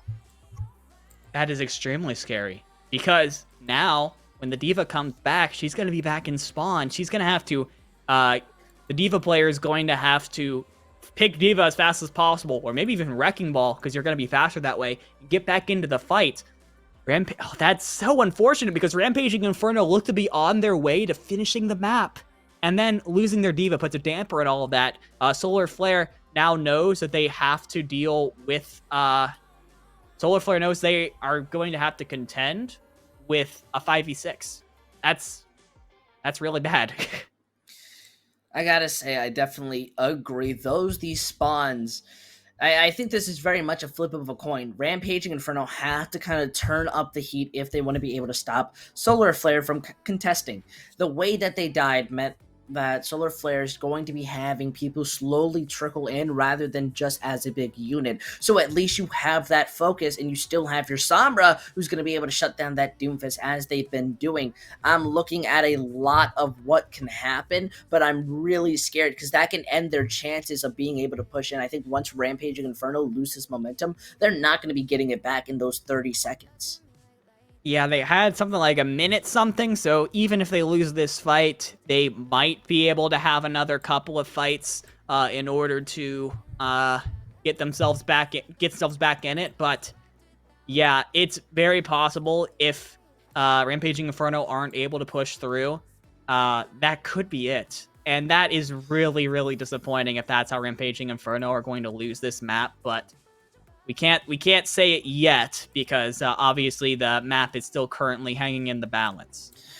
Man, I almost feel like short on breath, not because I've been talking all day, but rather I'm so nervous. And with us going back this time, hitting 0, we've got to see what they do. Immediately going back into this fight, wanting to take out Fro, accidentally, and the Dragon still barely able to live. They have to use that rally just to be able to peel in and make a difference. There's a Wrecking Ball now on the point. They've lost the majority of their team, and it seems that Rampaging Inferno have squatted back up as a 6 to feel perfectly fine. Their Diva now returning, going to be able to help take out Jane Wall, and well, not much you're going to have in that capability. Only 6 seconds more, plus a minute, but that's absolutely crucial in Overwatch. Yeah, so crucial. Rampaging Inferno, they managed to push it across even without their Diva for a lot at the end of that fight. Luckily, the fact that Solar Flare was mostly dead at that point does help. Even with a 5v, a 5v2 is just about as good as a 6v2 in Overwatch, so you take that if you're Rampaging Inferno, and you have nearly a full minute of extra time. So it's going to come down, really, to Solar Flare here. How far can they get in this minute? Where are they going to set that golden box of victory? That is going to determine everything that I'm going to say from this point forward, whether Rampaging Inferno has a good or a bad chance. Big thing for me, you've got to stop someone on point A. Either Rampaging Inferno or Solar Flare were successful in their point A defenses. If Rampaging Inferno can adjust here and get the stop, that would be absolutely massive. I gotta say, I'm not too confident on it. I feel both of these teams did absolutely amazing when it came to that first initial fight on to this point. Each of these teams were able to capture it immensely fast. The double shields weren't able to do much. However, this is now a dive-v-dive. It's not dive-v-double bubble, it's dive-v-dive. That makes a difference. It does make a difference. Very, very pure dive coming out from both teams. So the meta for Route 66 has been set here. But again, we see that same DPS composition from Rampaging Inferno. The Sombra, the Reaper. So you're definitely potentially setting up for that final explosive fight, EMP Blossom, to end it after you build up those ultimates. They're already setting themselves up for a possible dive, and it seems that they were already prepared. That hack goes on to tick, though. That's an immediate punish. Now without their Tracer, nobody's going to be able to put in that little bit of damage. It seems they want to take the fight to them. Rampaging Inferno are trying to find out any opportunity for an early stagger. They get that hack onto Pyro, but then get punished as Blink, well, blinks in and then gets taken out. That's really unfortunate going into this 5v6 type of scenario. And as we see Solar Flare slowly moving in, they do that dive back onto the high ground. Hybrid goes into peel, but then Pulse has to translocate out just because, well, they start getting hit. Eventually, they do get taken up inside of the cafe, and the rest of the team are pushing back. They're really not going to be able to hold, and they are struggling. Oh, you gotta touch, you gotta touch, you gotta touch. You gotta hit that Oh my anti. gosh. That was the closest C9, and that was absolutely terrifying. I didn't even notice if you didn't point it out.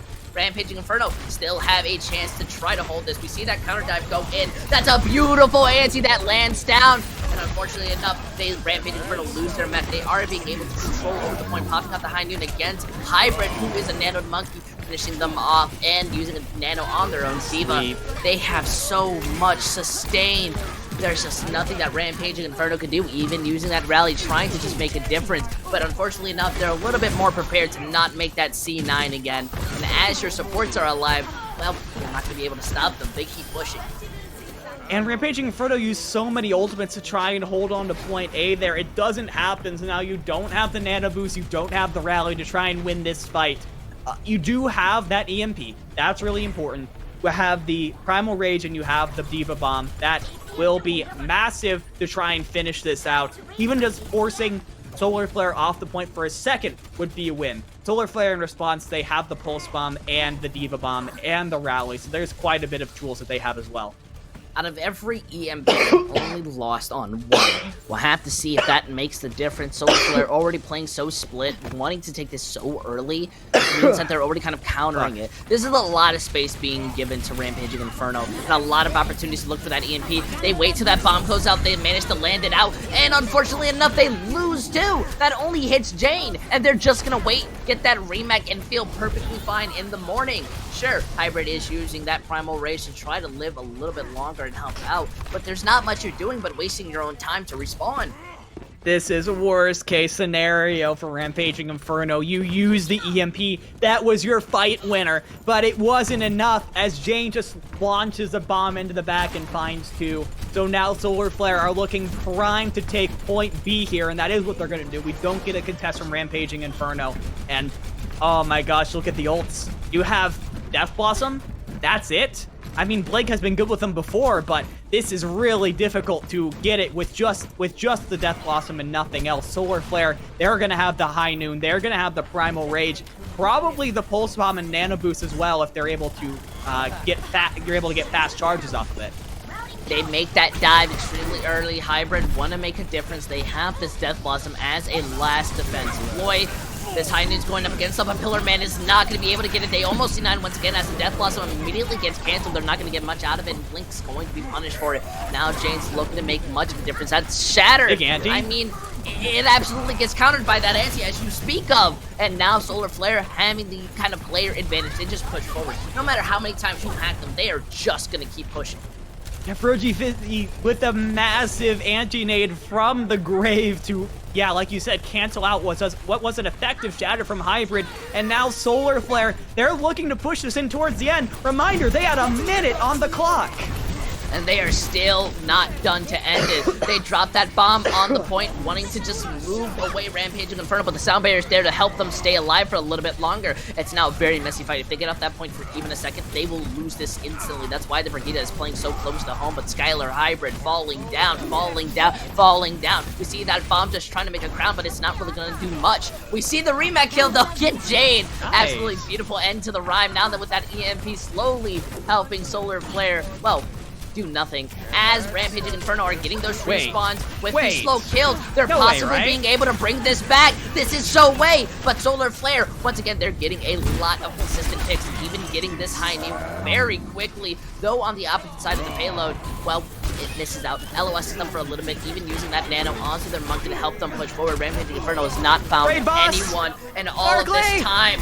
It's a raid boss as the Brigida looking like an absolute god in this game. It's just slowly finding you out. And with that rally, that's a signal of victory. Wow. That was a minute for 6.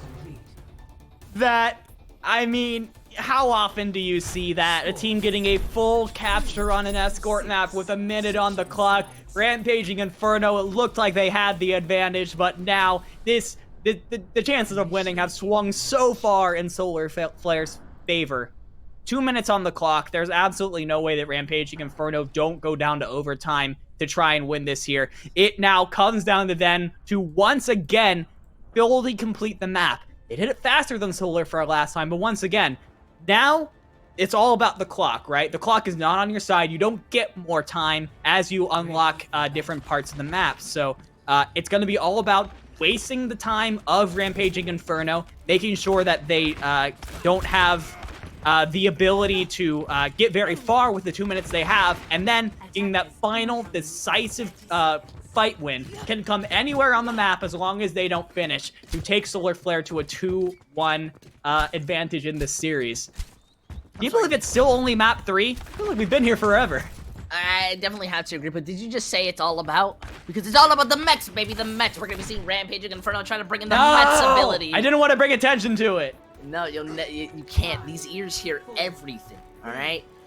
But these eyes, They're ready to watch very intently. Double bubble for this defense. We've got this dive pulse on the Echo. They're no longer running out on that Sombra. They just seem to want to take the fight directly to Solar Flare. We already see them getting prepared as kind of a slow poke kind of moves in. Pulse, though, needing that Mercy absolutely immediately. That dive and counter dive kind of counteracting each other in a small bit. Jane able to get a bit of charge off of those pulse bombs, or rather sticky bombs. Rampage and Inferno, they have a tough challenge and a tough hurdle to go through. When Skylar falls down, that means they don't have an anti to kind of wild it out. So Pillar Man getting that trade, it means a little bit. And Blink getting ticked, that means a lot of it. And now, well, losing on Hybrid, that means even more. They traded in by rezzing out their own Ana, but it's still a big issue because they have no real tank to kind of protect them. The D.Va was D-mech, you didn't notice, so the rest of them being able to find out Jane Wall is absolutely astonishing. The Nano, though, managing to just barely land on to Pyro, is going to be able to help him move forward and look for any targets quite possible. Able to just basically take out 2, retreat, and fill 5. It's now a minute on the clock, and this long fight has just continuously stayed on to this point. Sure, Solar Flare are going to be going down, but they lowered that to as far as they could. Even managed to find Hybrid with that last second pulse bomb. Yeah, like we were talking about, it's all about wasting time right now, and that was some great time wasting from Solar Flare, staying onto the point for as long as possible. Rampaging Inferno, they've got a few ultimates on board now. Really, everything except the Nano Boost will be coming up soon. But they still have to win this fight here to continue keeping the fight alive. We're probably going to be looking at overtime after this one. That is a very inspirational kind of visor. That's a double-edged sword, if you don't mind me saying that.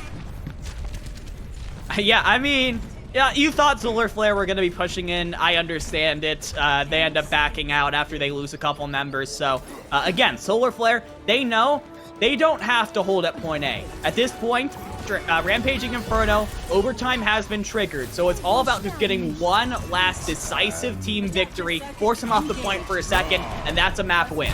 They use the high noon to cancel out onto the copy pulse dangerously low. This is where Hybrid moves in, immediately gets antsy. Has to use that primal range to make a difference, but wait, they got off the point for a second. They almost got off the point again! Now they're looking to throw out that bomb. The D.Va just barely managing to land. We see Jane Wall just sitting there looking for this Graviton Surge. Hybrid is gonna fall, but Pyro Dragon trades, and unfortunately enough, Inferno no longer...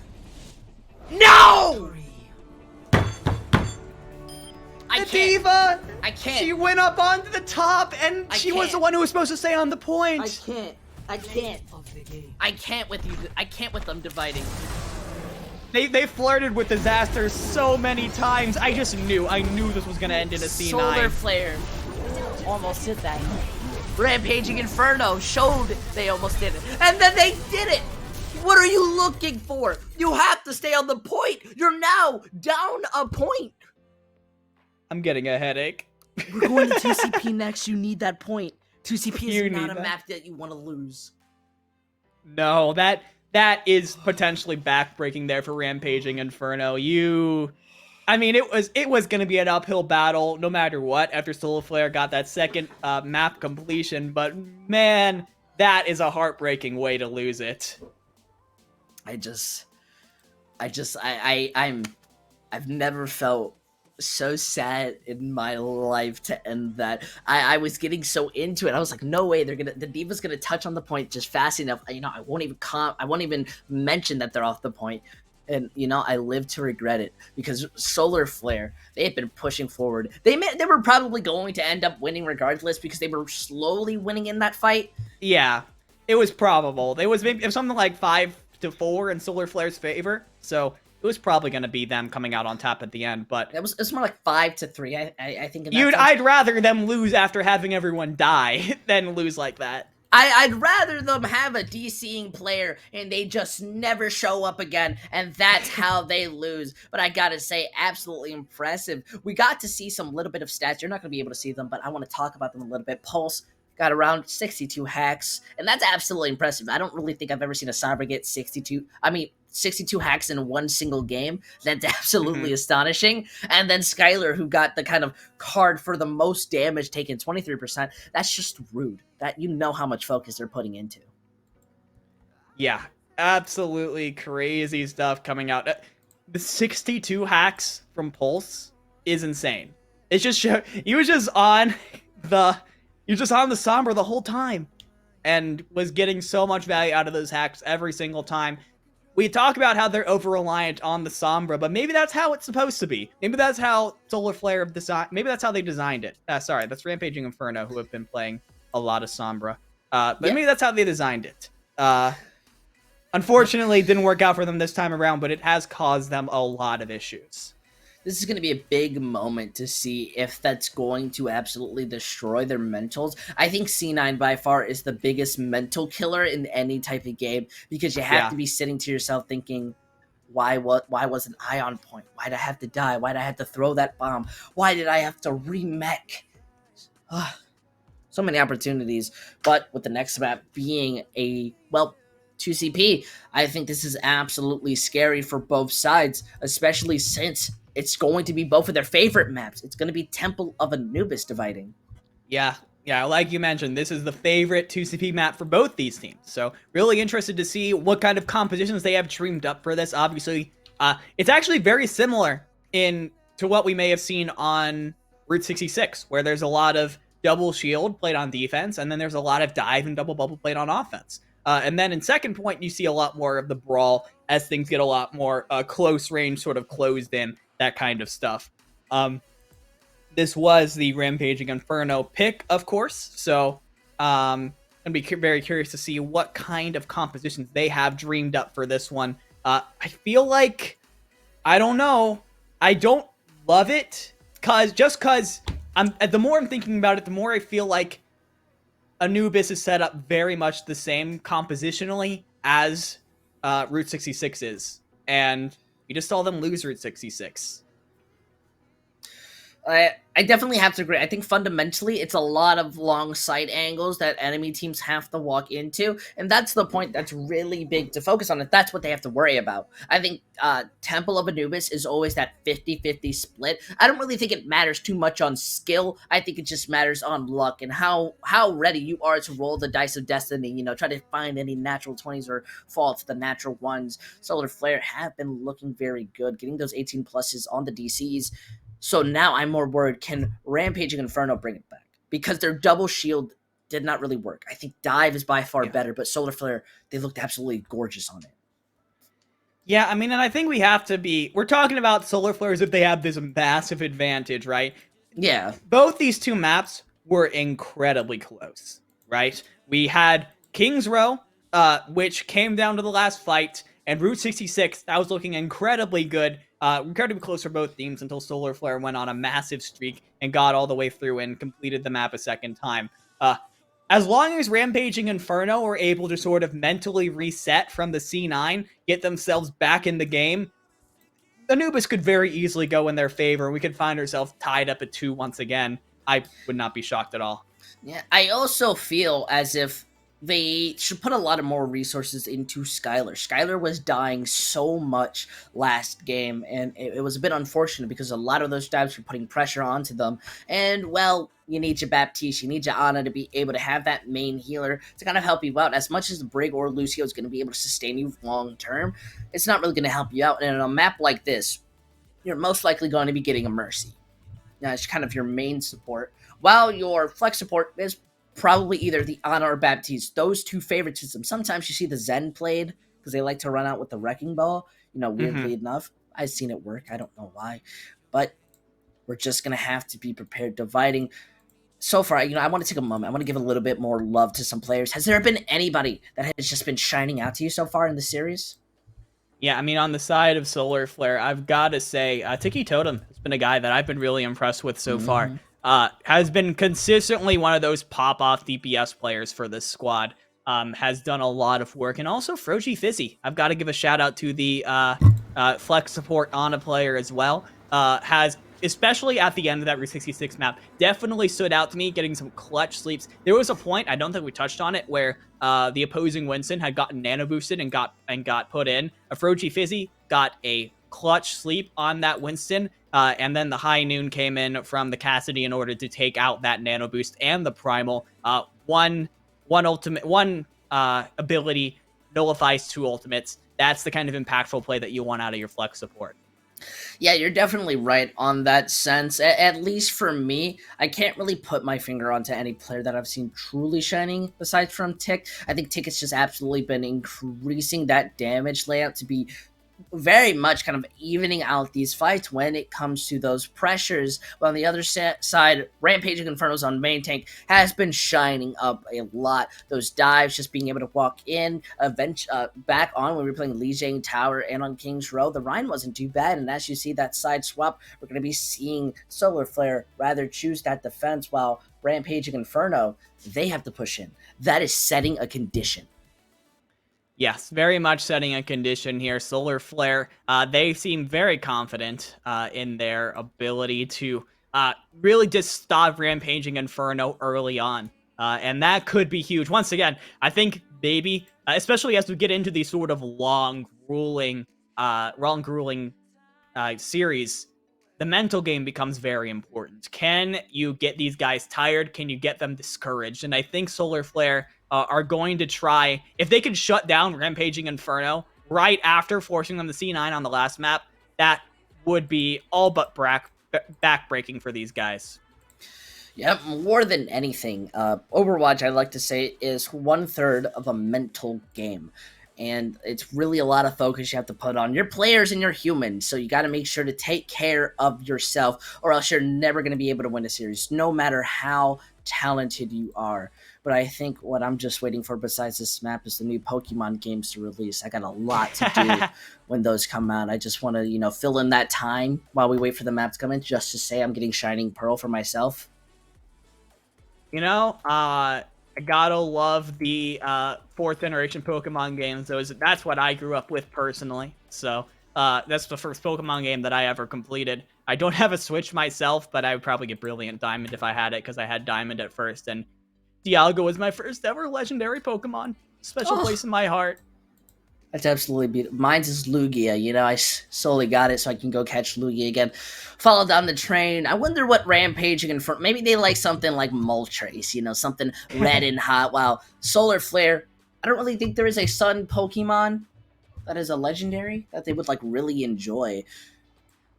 Maybe that's why they picked Temple of Anubis. It's a really hot map, so maybe that powers them up. The more sun that they get, the more they're going to be able to long-term survive. However, we finally have the opportunity just to go in. This can be the final set just to see who will be able to take this series. Will Rampaging Inferno tie it up once more? Will Solar Flare continue to put it back onto the kind of ending and make us have a last-second push? This is going to be Double Shield versus a possible mobile Double Shield. I've never seen this version of the Rhine Brawl. Yeah, it's just it's a brawl comp, but you're putting together a second shield instead of that defense matrix. It's a little it's a little easier to use. Instead of just trying to time those abilities out, you can just put the shield up in front of your face and forget about it for a second. It also allows the Sigma to play a little bit more offensively. You're able to get a lot more mid-range spam damage with the Hyperspheres that are AoE. So I'll be very curious to see how Dash is going to deal with it right now. I'm not sure if that's the play, though. I really do feel like D.Va is just more consistent with the defense matrix. But if you can close the distance on this double shield comp, it'll hardly matter.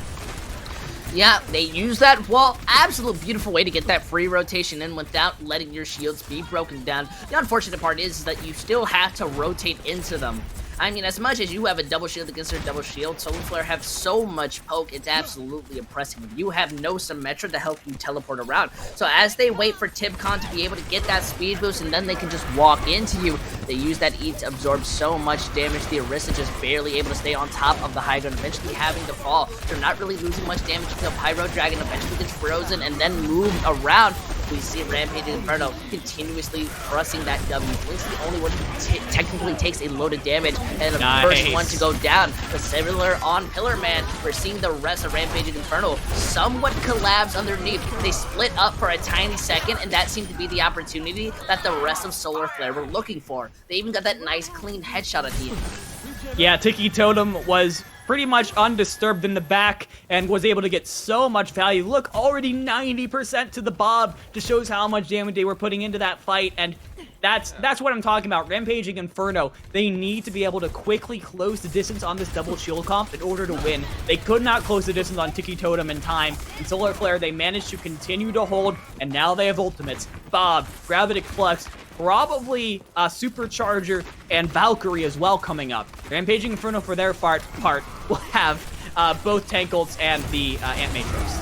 For once in my life, I'm gonna tell chat to clip it and get ready to clip this as that shatter goes right past them, hits the DPS. They're not gonna be able to follow up, and that Bongo is gonna be playing against it. But Tick and Pyro, they fall down. There's not much that you can do. You're losing that crown. As we see the rest of Rampaging Inferno, they're gonna be able to bring this back, even if that Bob is there on the point. We see the High Noon getting set, and Cassidy, well, headshots down, just like in the cinematic. We're not gonna be seeing anything happen. And, well, I'm more impressed that composition truly worked out as well. Maybe I was downplaying it a little bit too much.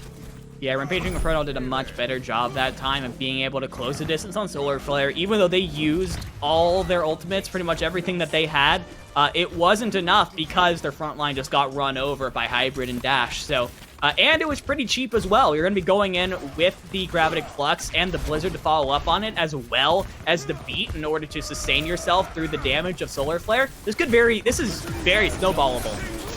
I definitely have to agree. We see that Gravitic Flux slams down, finishes off the High Noon before they can find anything. Ultimate's in their favor. That Raz managing to bring back Crow for a little bit, but the Junkrat really has nothing to do against this sound barrier, absolutely shutting them down. Now they just need to start getting ticked. They wait for people to go down. It seems that Pillarman's going to be able to come back, take out Blink with that uppercut. Absolutely beautiful play. Now with the slam, they are bringing in the contest. So this is becoming more of a pressure of Solar Flare needing to just stop him. That first tick is taken as Hybrid come back. They have the Shatter just to drop. Goes down, hits the Diva, but they were already being DMAC'd. Now the rest of the side of Solar Flare, they're not going to be able to do much. They do have this Riptide, which focuses down on Skylar, and Doomfist comes back in. It seems that just barely the DPS are going to be able to help bring it back and save them before it was over.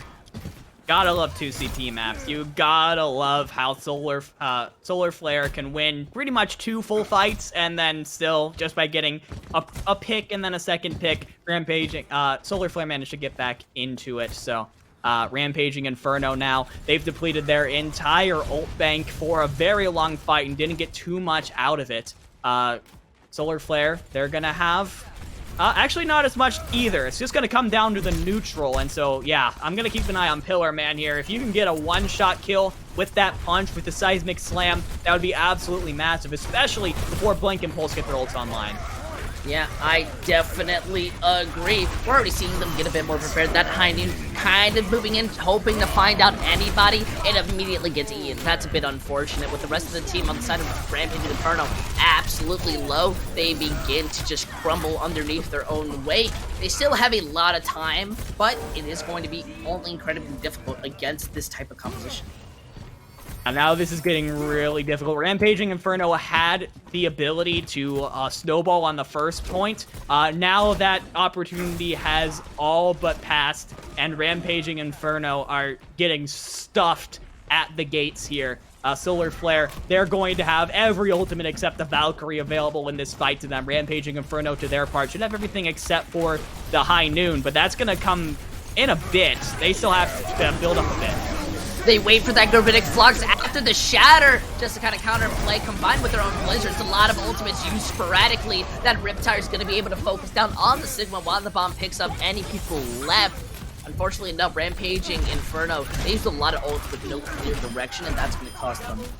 Yeah, you need to be fight planning a little bit more there if you're Rampaging Inferno. I know a lot of times in Overwatch, everyone pressing Q at the same time is enough to win, but when the other team is also pressing Q at the same time, that isn't quite as effective. It comes down to who is a little more practiced with it, a little more disciplined, and Solar Flare let go of their ultimate second. That is what allows them to push forward. Rampaging Inferno, they swap onto the Reaper now. Again, I feel like maybe a little bit too late. I don't see, unless Blink gets some crazy value in this fight, I'm not sure how the Death Blossom is going to get built up that early.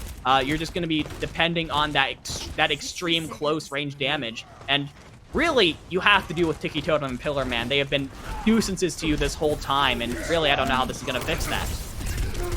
Yep, now we're looking to see how they try to make any difference. Pillarman being gone, well, doesn't even matter, as the Mercy is going to be the one following up on the picks, finishing off that Reaper, and the rest of them continue to move forward. Unfortunately enough, it seems Rampaging Inferno very much struggle at taking these angles. I mean, when you go in that deep on Doomfist, you know you're going for a 1-for-1 trade. Oh, wow. Okay. Dash goes in to maybe try and get a little bit extra percentage. That's not good. I don't know why you do that if you're Dash, because now you're staggered out. And you have to wait even longer to get your final fight here. Rampaging Inferno, they're going to have to hurry back to the point. Look at how far back the Diva is from the rest of her team. This is a 4v6 right now. You're telling me they have to try to touch? They do manage to hit it, but the Baptiste already in a struggling spot. They have to try to make something out of this with this slam. That shatter is going to be going in. The Doomfist being able to pressure out, eventually find out Skylar, the rest of Solar Flare. They feel pretty happy and skippity fine, even being able to win out that 1v1. The cleanup is there. Though that sound barrier pretty nice and funky fresh just to be able to keep them up for a little longer.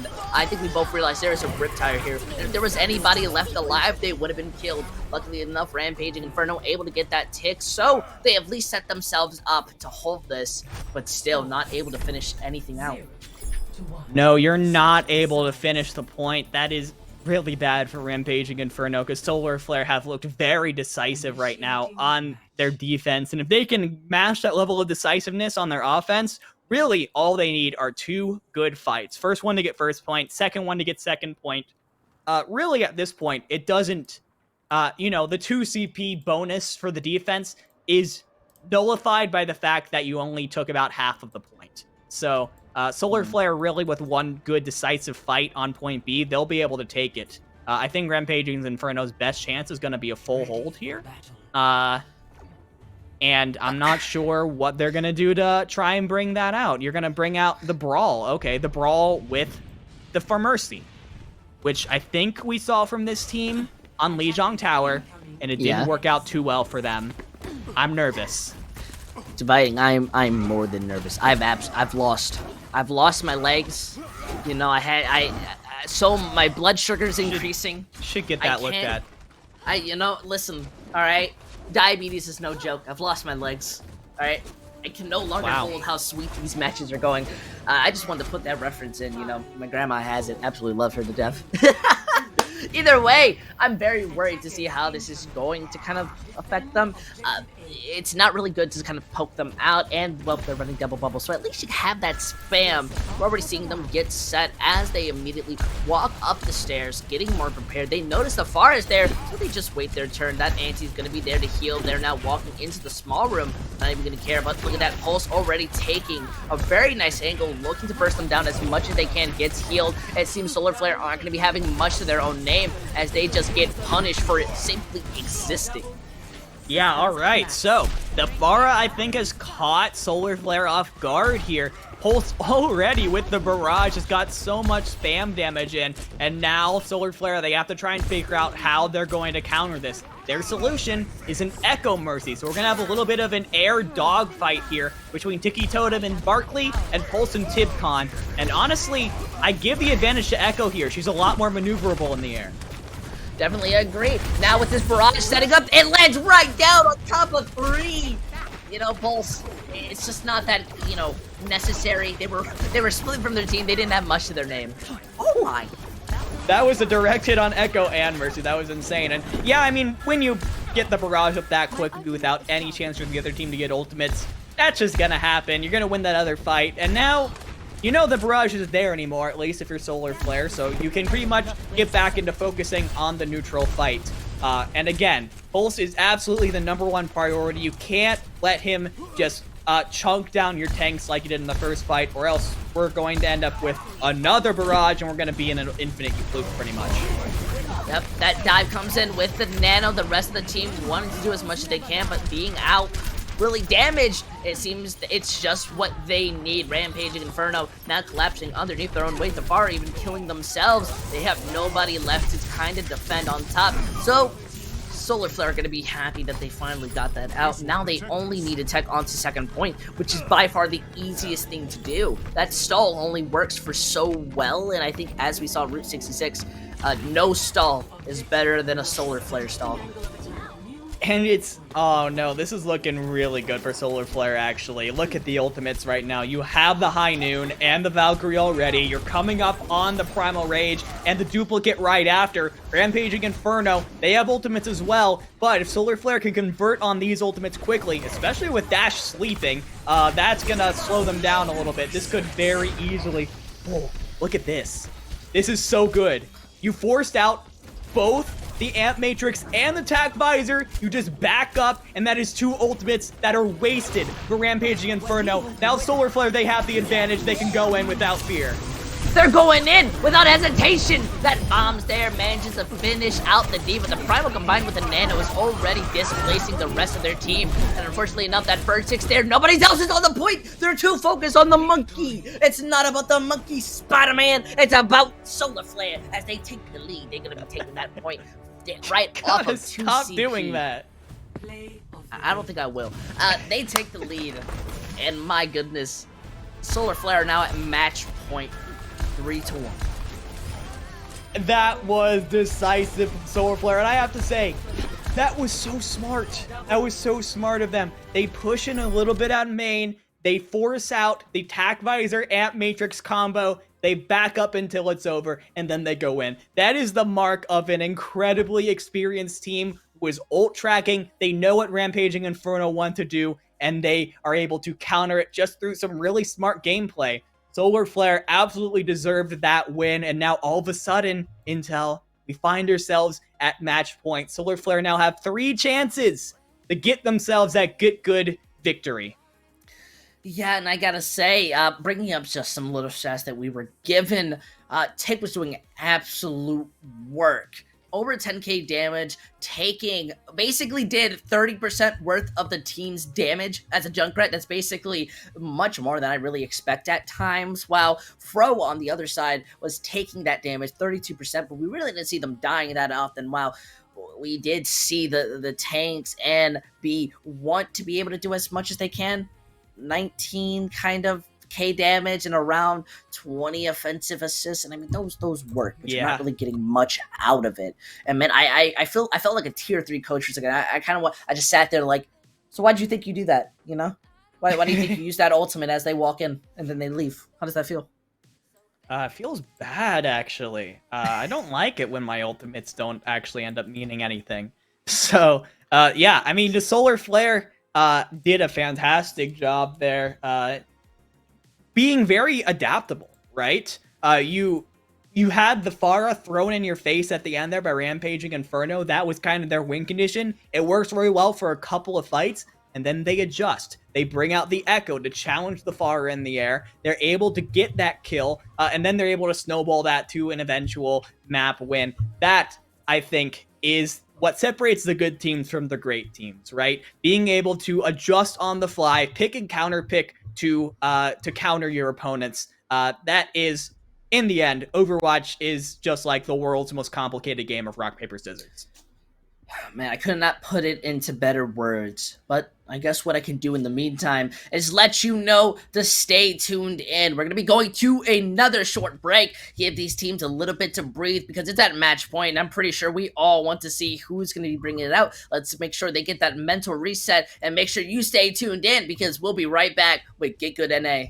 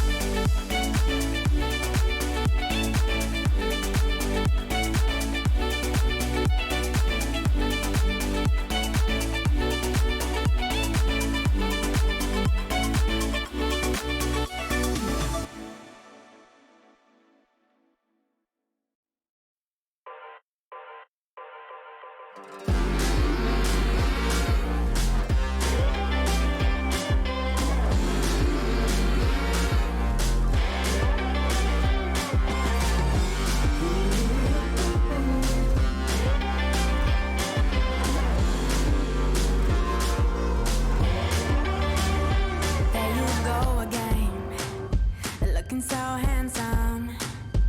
Oh, you have your way, and it's making me weaken. You and your stardust, walking like that.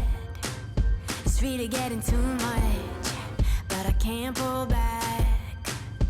Though I try to resist, I can't fight this. And no one makes me feel like you do. And no one sets my body on fire. And no one gives me shivers like you. Oh, no one does it better. How I try to sleep, but you're deep in my mind. Got a hold of me. When I'm awake, I'm all blind.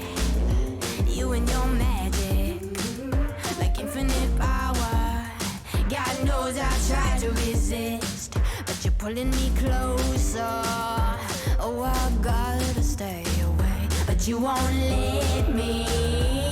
No one makes me feel like you do. And no one sets my body on fire. And no one gives me shivers like you. Oh, no one does it better.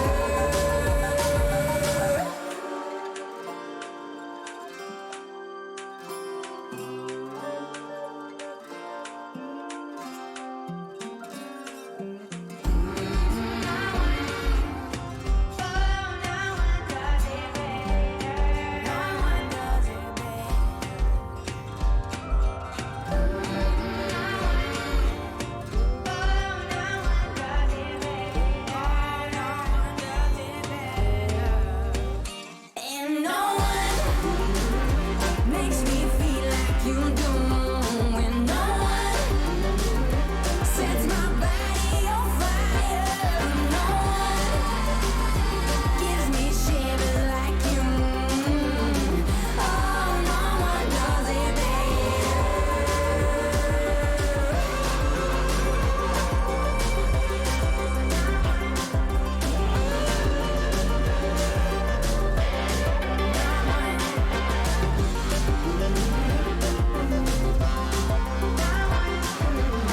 Oh, no one does it better.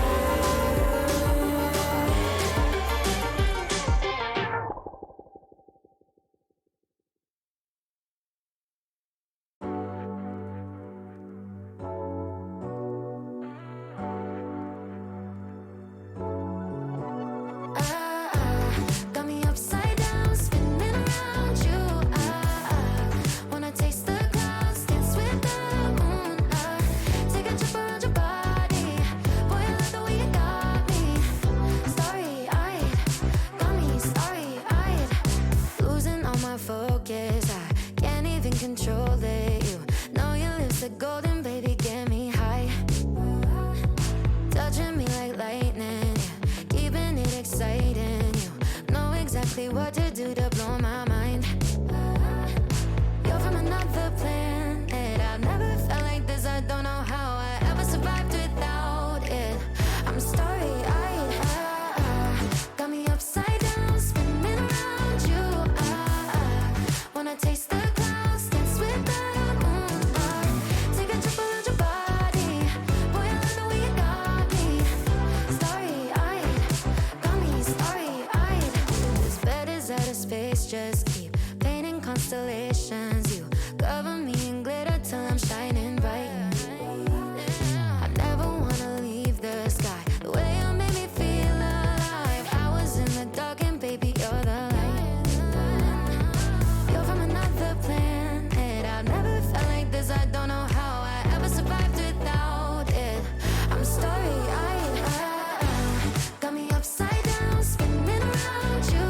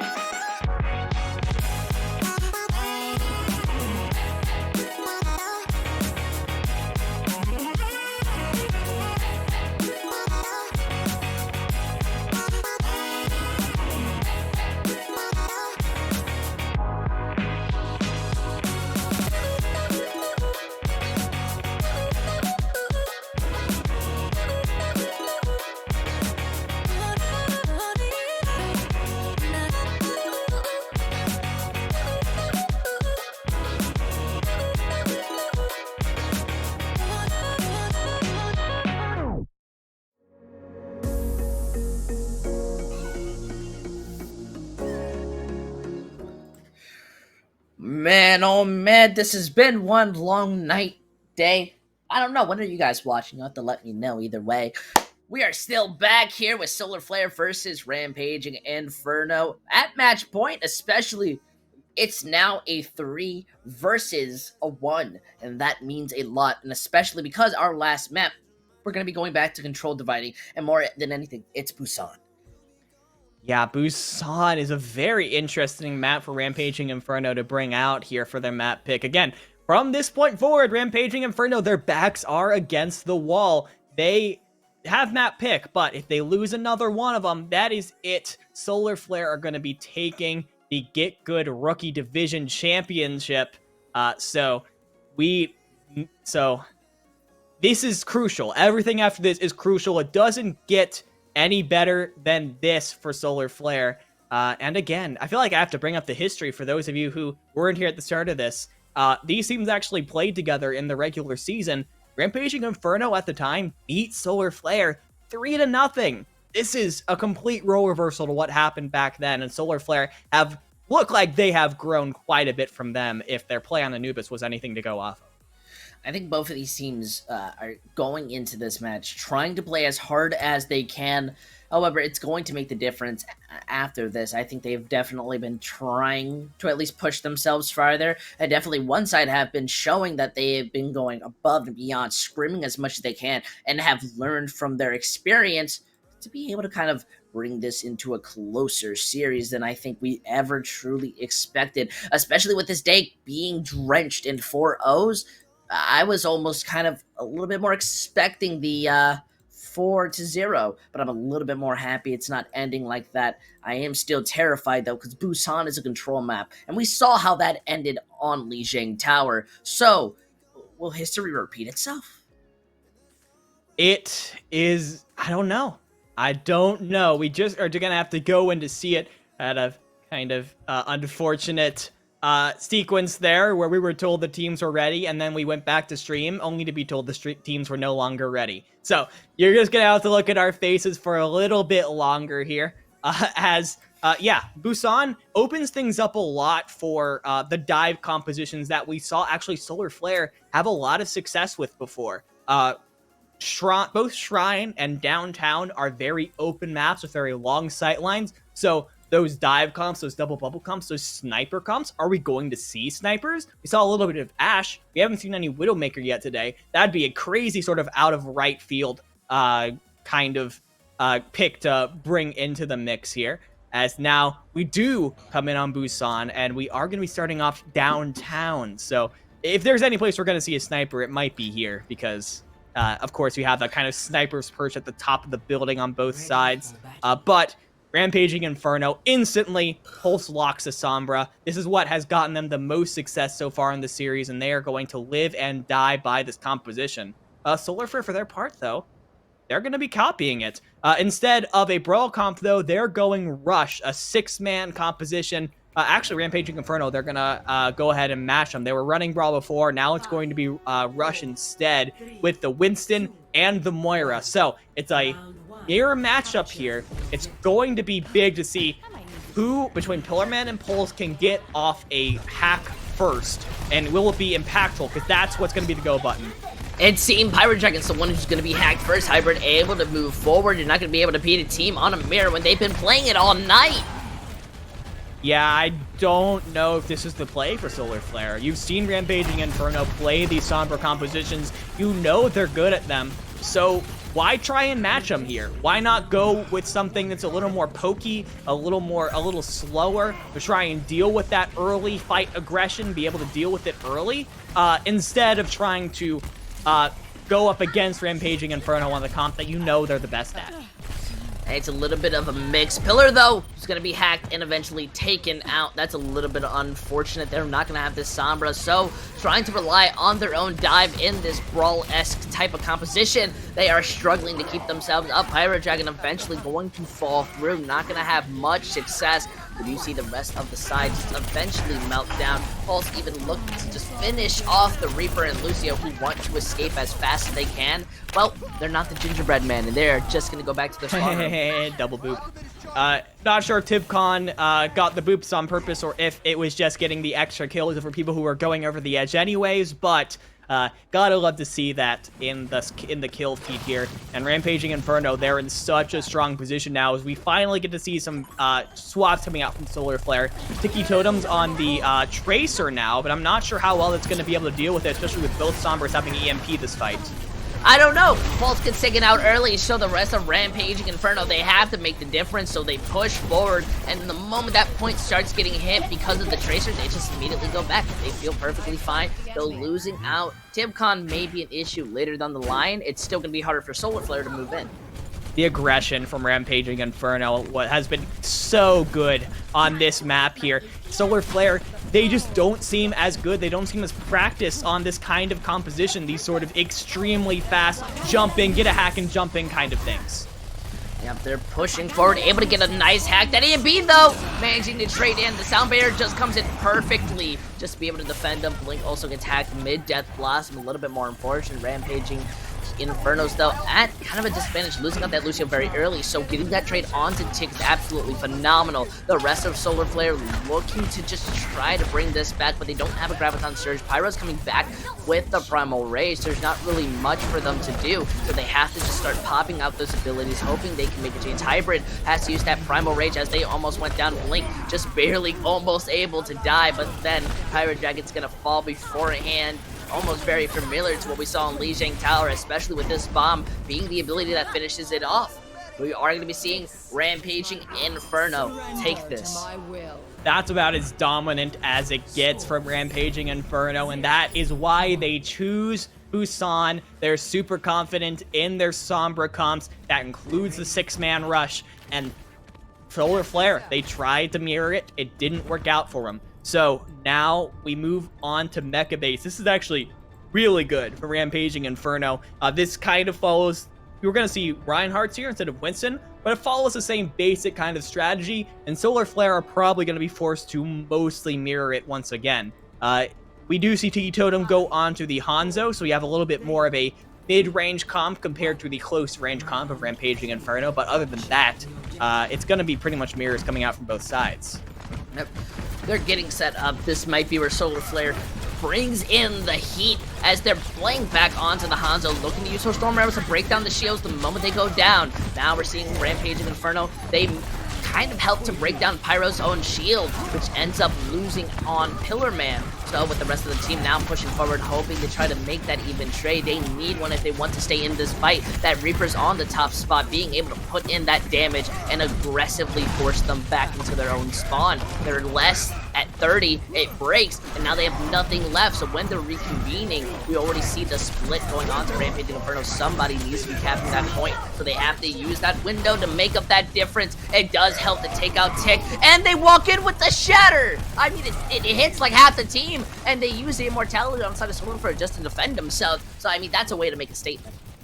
What's weird about Solar Flare there is that instead of just going for a full reset, they kept kind of half fighting into a brawl comp that was clearly pushing in. They wouldn't be able to win that. Now, they are coming in depleted and Rampaging Inferno. They're gonna just take advantage. Solar Flare did not have the strategy they needed to really push into that fight. And with the EMP from Pulse, that's going to be a very quick fight win for Rampaging Inferno. So now 33% and counting for them, and they look in full control. But now Solar Flare, this is a good opportunity for them. You have Earth Shatter, you have Beat as well as Dragon Strike coming up, and they are going to do the right thing and go somewhere else to try and get around Solar Flare.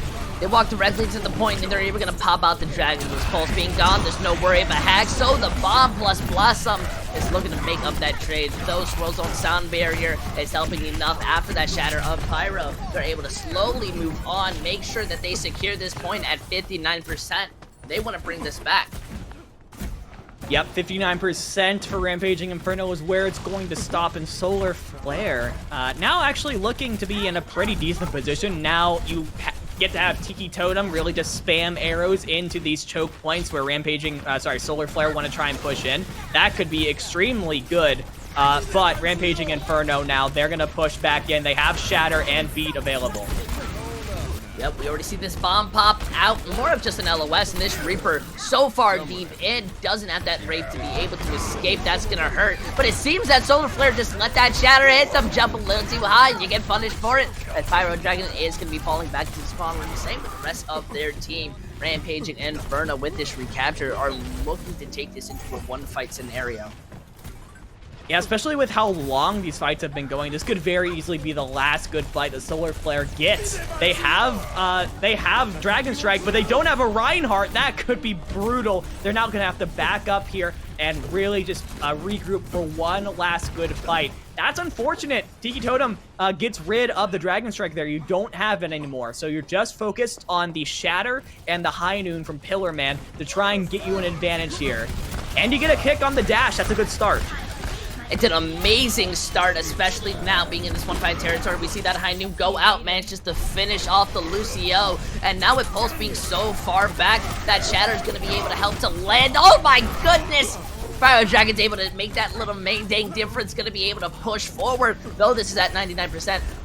Rampaging Inferno are looking terrifying right now with those 3 ultimates. Yeah, you only need one more good fight for Rampaging Inferno to get a second map on the board, and you have that all-important EMP Death Blossom combo. Swirls Barkley doesn't have the beat yet. You don't have a really good way to deal with it, so Solar Flare, they're going to go aggressive. Yep, they are immediately walking in to their enemy team. They want to try and do their best to help win, but that EMP is absolutely beautiful. Combined with the Blossom being able to move forward, they make those trades that were absolutely needed. That bomb, it gets shielded. That that Cassidy, they get 2 picks, but even then, it's just not enough. That's the recapture. We're going to be seeing the stalls come in. That Wrecking Ball wanting to make what they can to touch, just barely able to hit it. That Sound Barrier there, just to be able to peel, but the rest of the team now falling in on the side of Solar Flare. Want to be able to do the best that they can. Rampaging Inferno have the target focus necessary to be able to break down Jane's own mech. And with the Tracer being the last person to contest, holy moly, we're possibly looking at an opportunity of a reverse sweep as Rampaging Inferno take the point, getting close to that tie of 3-3. Right now, it's only 3-2. Yeah, I mean, you gotta take it one map at a time, right? Solar Flare, they have 3 opportunities at map point. That was their first one, didn't work out. They still have 2 more here, and it's going to be their map pick. For their part, though, Rampaging Inferno, this was a fantastic map pick for them, I have to say. They did a great job of choosing a map that really forced, or didn't really force, but it played extremely well to their somber compositions. Solar Flare tried to opt into the mirror at first, didn't work out. Then they tried to play a little bit off to them, also didn't work out just because Mecha Base is so good for those close range Sombra plays, and Solar Flare decided to go with something a little more mid-range. So Rampaging Inferno with a very smart map pick, get themselves a second win in the series, but now they have to contend with Solar Flare's map pick in map 6 of this series. Yeah, and I gotta say, they stepped up their pushing and just power to a high degree.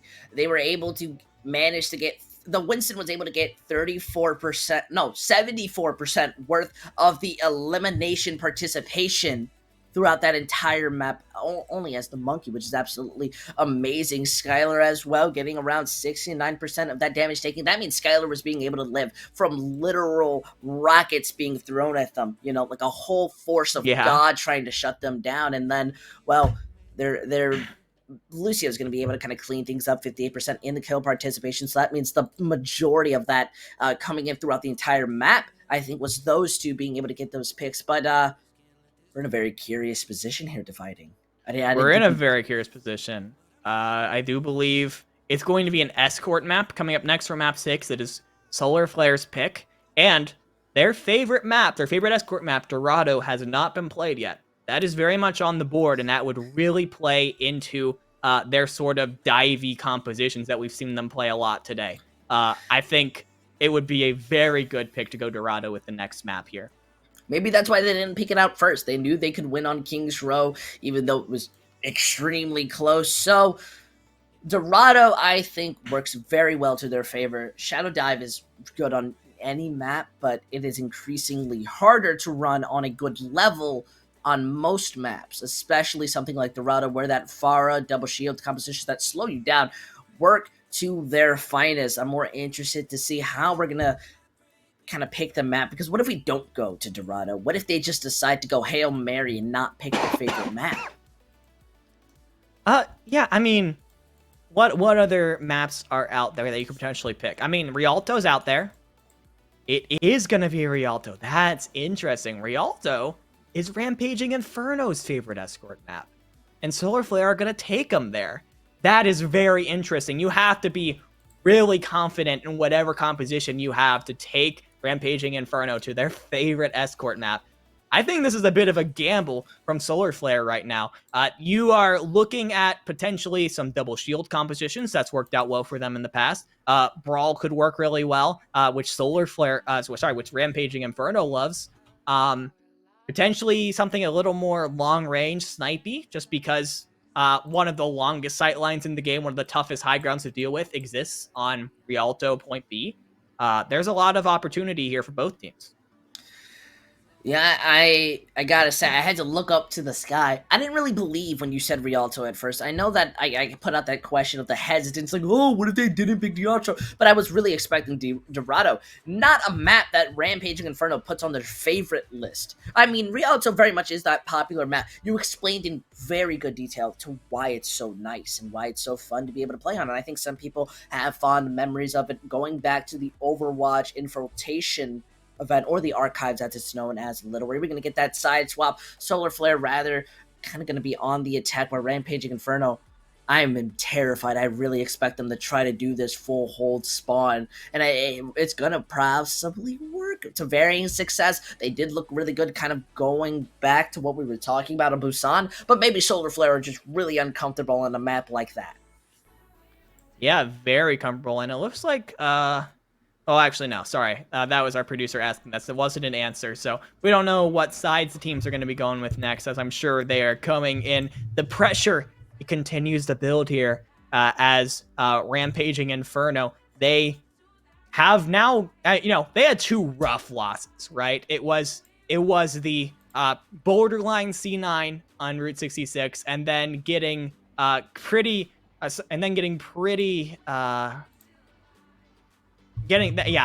kind of messed up on Anubis as well. So Rampaging Inferno got that sort of mental reset with the break, right? They came out, they looked incredibly strong, and now it feels like maybe the momentum of this match has started to shift a little bit in Rampaging Inferno's favor. I don't know yet. It is all going to come down to Rialto at the end of the day. This is Rampaging Inferno's favorite map, so they've got to like it, but Solar Flare picked it, so they also have to like it. I think both teams are feeling, very confident right now.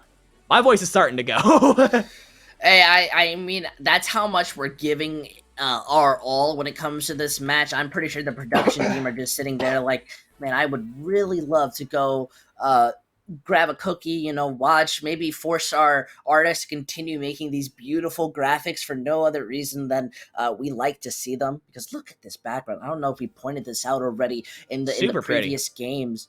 It is so mood setting. I just gotta say that. It is nighttime in GitGud City, where only two teams remain, and only one can come out on top. It's fight night, I guess, is the vibe I get out of it. It's basically Fight Club, if you want to be able to kind of use that old reference. We're still waiting for these teams to kind of get set up as they get a little bit more prepared. I definitely respecting them kind of taking their time. I think you really need to plan out, talk to your coaches as much as possible. They're there to help you.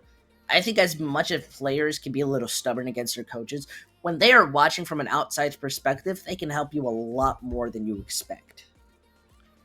Yeah, it could help you out a lot. And here we go. We are in Rialto, map 6 of this series. Once again, Solar Flare with the opportunity to put it away. Rampaging Inferno, though, could bring us to a decisive map 7 if they can come out on top on their favorite escort map that Solar Flare brought them to. They say, we're going to beat you on your favorite map. That's basically what they're saying right now. And I gotta respect the confidence coming out from this team. Will it pay off for them? Yep, you'll come to me on my favorite map, asking for a map win. Tony break his good. legs. Thank you. I've been working on that since I was like 5 years old, you know? I wanted to be a voice actor at one point. Now I can't speak English, so I think I dodged a bullet there. Either way, Rampaging Inferno, they are going back on what they're most comfortable on. And as much as I respect it, I think the only way this works is just hyper, like absolute aggression against the double bubble. Yeah, the double bubble coming out from Solar Flare is going to be tough to deal with. Pyro Dragon's going to be jumping in with so much aggression, buying so much space for his team, especially as Rampaging Inferno. They're kind of set up on the high ground here, which I don't fully understand. You're playing a very close range comp, but maybe you're playing for this. Pyro Dragon jumping up, instantly chunk down to half health. Yep, that anti does slow them down. They have to use that immortality when nobody was shooting at them just from the fear of being dived on again. However, this bubble blocking them out, and that sun, absolutely beautiful, but they're not going to be able to get too much out of it. More of, they're trying to force that high ground off of Rampaging Inferno so they can contest the point. We see them be able to take out Jane while the rest of the team are on top of that high ground, looking to get any poke as much as possible. However, Hybrid is kind of just hiding down. They are looking to take that rotation directly to them. Solar Flare not even noticing because the D.Va is walking into them. Now with the rest of the team pushing in, it seems that they are going to be able to adapt to it, take out Tip, and move forward to help kind of take out Hybrid, who's being able to live for a little bit too long. Eventually, though, that hyper aggression is going to be the death of them and their own punishment. I think Rampaging Inferno tried a little bit too hard to try and aggress on someone, get some picks, and ended up getting caught on the stairwell with an angry Cassidy, an angry Tracer, a very angry Winston, who now has Primal Rage available, and that is what eventually ended up giving them the loss, as now Solar Flare, they had the momentum, they have the ultimates, they're trying to push through to the end of point A. A little bit Big unfortunate. So they tried to blink to break it off, but they didn't have the ability. Now a Hybrid dangerously low. Pillarman's looking for this Hinden, possibly going behind them for this opportunity with the rest of Rampaging Inferno just moving forward, even, well, throwing out that bomb just to be able to defend themselves. That Kree gets punished absolutely for showing themselves off that early. Yeah, that's unfortunate from Cassidy. I'm not sure if maybe you forgot to reload before trying to do the flash fan, but you go in, you stun the Reaper, you don't get anything out of it. So Solar Flare gets stopped here at the end of point A, but they didn't use any ultimates, and they're gonna have just about everything except for the nano boost available in this fight. But again, Pulse, that hack saved them that fight on the Tracer. It turned the fight to their favor, and you have the EMP Blossom available once again. They're now set up. We see this EMP getting prepared. However, Pillarman's own high and noon combined with this Graviton Surge is looking to be rude. It breaks down that mech, couldn't do any more. While that Shatter helps to only really take out 2. They use the EMP even though those supports are stuck on the high ground, so nobody's going to be able to follow up on it. It was a bit more out of desperation, maybe hesitance. Either way, Rampaging Inferno, they're not going to be stopping this push. Pulse got a little bit too greedy there with the EMP, saw the support line on high ground by himself. It's like, I am going to EMP these guys no matter how many times I have to use my translocator to get up to them. He eventually gets it off, but it isn't enough, as the teammates had already gone down at that point. However, Tiki Totem goes down to Pulse in the back. I think once again, probably got hacked up and taken down. The Tracer's been having trouble dealing with the Sombra so far in this matchup, and that's going to give Solar Flare the advantage.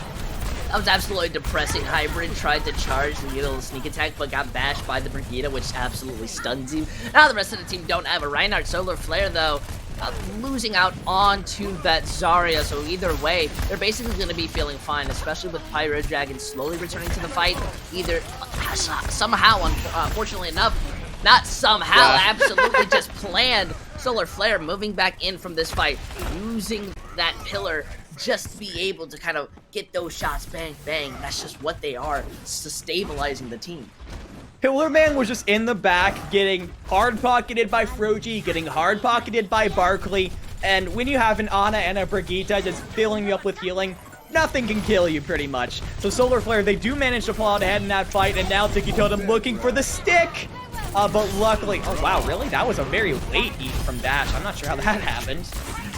Ping difference, as I'd like to say. Either way, Solar Flare making up that difference because with that Pulse Bomb being eaten, they just decide to win the fight, being able to move forward. The last person being on 7 point is going to be that Lucio, trying to do their best to stall out. However, just being so scattered is not working out in their favor. No, it's not, as Solar Flare looking a little bit more together, a little bit more consistent right now. If Rampaging Inferno can get a touch on here, though, they have the ultimates to stop them right here. They have more than the ultimates. They have the ability to getting those 2 picks before that EMP hits. Then the Tracer walks behind them, giving Skylar a little bit of a smooch, maybe a little love interest in this type of plot story. Either way, that is a minute and 30 seconds for them to have to push this Solar Flare. Well, they're doing a good job on holding.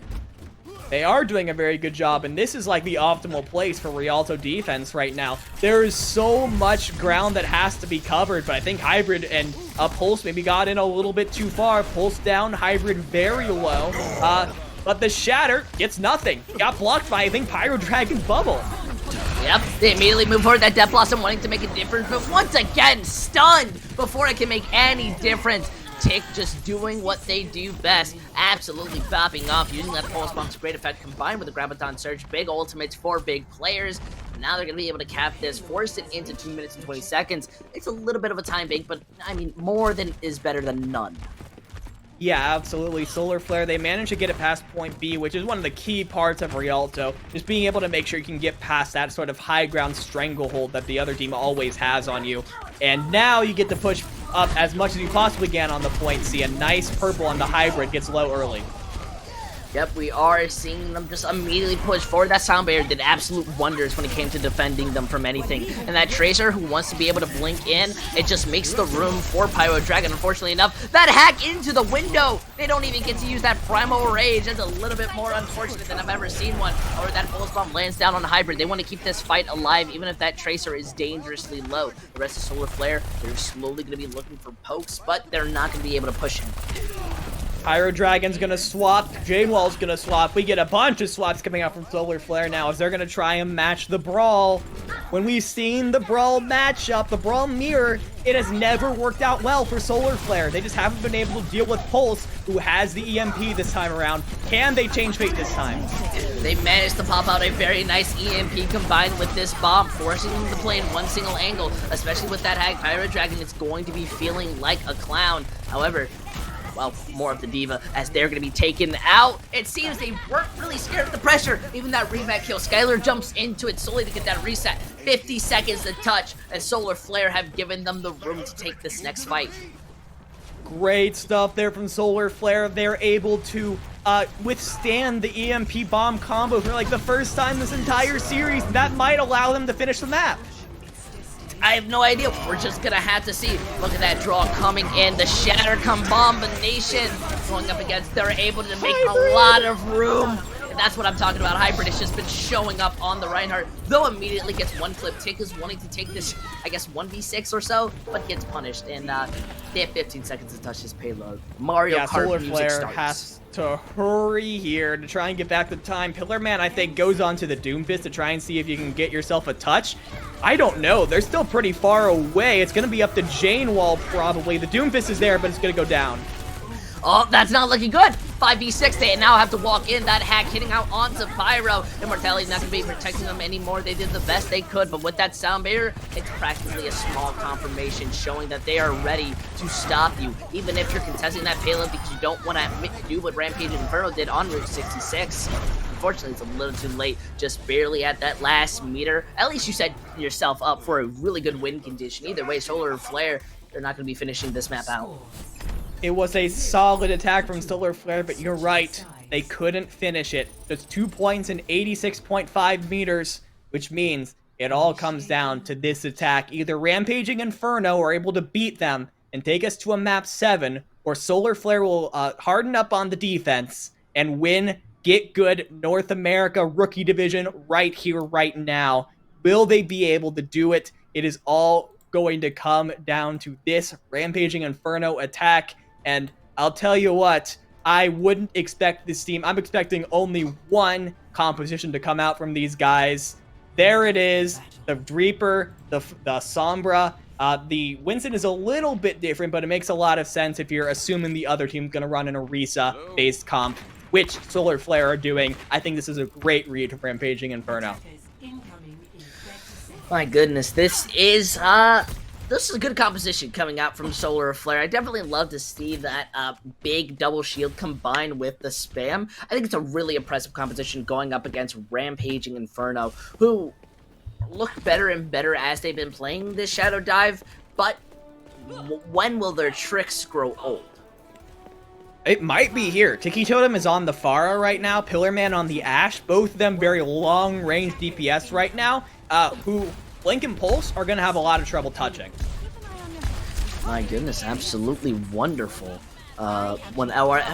For one side, more than anything, I'm not playing my favorites. We see that D.Va almost immediately get demeg. Pulse is still dangerously low. They have to just jump in, maybe use their resources as much as they can, because Jane got hacked for a little bit. They are being able to get a consistent amount of damage in, but backing up the moment they start getting low. Tick wants to be able to go in, maybe peel out, because they've lost Jane. They need someone to help, and Tick is still dangerous, as Swirl is no longer pocketing, got hacked and was falling down. Now Rampaging Inferno, they're feeling good as they're just looking to be able to push forward onto the map. Though this damage is absolutely impressive, and well, Solar Flare are going to be able to protect themselves for a little longer until Pyro gets hacked. Not going to be able to use their abilities to save themselves. It has to be the immortality that peels in. Now that point in a dangerous spot to be able to be captured. In Rampaging Inferno, though, dangerously low. They lose out. Pulse not going to be able to defend themselves, while Hybrid taking in so much damage. That window is just kind of the end. Combined with that barrage, it's just too much to have to worry about. The Pharah is living free in the sky, rent-free, basically. And, well, they're going to secure that fight. Is it a secured fight indeed for Solar Flare, and now they're in a pretty advantageous position because they have so much space to just chunk in damage from Pillarman and Tiki Totem right now. This is the basic rock, paper, scissors of this composition. Can Pillarman and Tiki Totem get enough spam damage into Rampaging Inferno before they can close the distance and run over the Solar Flare front line? In this composition, in this position, with so much space to cover, the chances are on Solar Flare's side. I definitely agree. We see this bongo being used extremely early because Pillarman's own Bob gets taken down. However, they are not being able to do anything, and, well, they're not really being able to contest. That's just a free capture and, I guess, a free bomb to build up. Yeah, good play there from Rampaging Inferno. Nice pathing just to be able... If you just went straight across the courtyard, I'm convinced they lose that fight every single time. Because there's just so much open space for the Pharah to get value. Instead, you go through those little tunnels, you limit the amount of space that Solar Flare can take advantage of. And so Rampaging Inferno, they are continuing to push this cart forward. My goodness, now this is where they're getting set up. They're wanting to use that Primal, force them off the high ground where they are sitting passively. That EMP comes in, help to take out Pyro Dragon. While Pillarman is hacked, they are going to be able to freely walk around. That pressure's being put onto Fro. They've lost everybody in the mid-fight, unfortunately enough. Hybrid now needs to use their resources to try to escape with their life, but they want to still fight it, the entirety of Rampaging Inferno. But you don't really have your team there. They just get taken out by Tick. And that was a much more expensive fight for Rampaging Inferno than it was for Solar Flare. You get a couple of comp swaps, which is fair. That then explains why you use so many ultimates there, but you don't get enough out of it that you should have. In Solar Flare, they have so many ultimates down to deal with, and crossing this bridge with the Gravitic Flux and the Ant Matrix is so difficult. I definitely have to agree, it's coming somewhat of a struggle as they're trying, but Hybrid immediately just falls. Unfortunately, we're not going to be seeing them in the next Captain America movie, frozen in that ice. Now the rest of the side of Solar Flare, really just kind of poking. They're trying to get any other stagger picks, especially that Echo and D.Va, who are poking themselves out a tiny bit, wanting to wait for Hybrid to charge in, who is now settled in. Look at that beautiful direct hit. One more, and that Mercy's gone, able to get those stickies, but Pulse is playing a very dangerous game, walking into this Pharah's sight, not really able to hit those shots, while the front line is going after this double shield. The Sigma not going to be able to do much, and they're looking to take out Pyro Dragon. It's dangerous low. However, the Barrage and Death Blossom seem to be used in ill vain, as nobody was there to really get hit by it. It was more of just an LOS ability. Combined with Blink's own visor, they just continue pushing forward, pumping in that damage, breaking down that bongo, and now they're fully ignoring the shield. So they're not really getting much out of that. A real big panic, and now this payload's going to keep moving. Payload keeps moving, and Rampaging Inferno, they're inching closer and closer. With these staggers, it's looking very likely that Rampaging Inferno are going to be able to hit point B here, give themselves about 3 minutes and 30 seconds to finish this map, get 86 more meters, and give themselves the opportunity to come back and take a map 7 victory. But they have to make it first. Solar Flare are making a bunch of swaps now. It's going to be the Brawl compositions going up against each other. But who's going to deal with Pulse and Tipcon? I don't know. Tiki Totem, maybe? It's a composition that's a lot less suitable to deal with the Echo. I gotta say, they throw that copy bomb though behind them, placing down that remix is not really gonna do much. But the Shatter manages to hit that D.Va Lucio, though Pyro is there to protect. Their shield is slowly being broken down. That Fire Strike doing so much damage. Now they're overstaying their welcome, but they've lost Pulse due to Pillar Man, so it's not really gonna be looking good. Even if that Res manages to kind of help out a little bit in hindsight, you only have 2 minutes to really try to bring this back, so at least they get the quick reset with no staggers. Yeah, never mind. This is it. This is it now for Solar Flare. Rampaging Inferno gets one more good map win. That's it. This game is over. If you can hold on to this for 2 minutes and 20 more seconds, you are the GitGud champions. That's what it's come down to. And Solar Flare right now, they have 4 ultimates, almost 5 with Swirl Sparkly, about 70% to that beat. So good ultimates online for Solar Flare. Can you stretch this out over multiple fights? Yep, look at that. Already some good damage in, especially combined with that visor. They just ignore that immortality, looking for who they can, eventually taking down Pyro and that mech. This is absolutely a beautiful opportunity to capture this point. We see them immediately moving out, being able to pump in that damage hybrid, taking out any people left to stagger.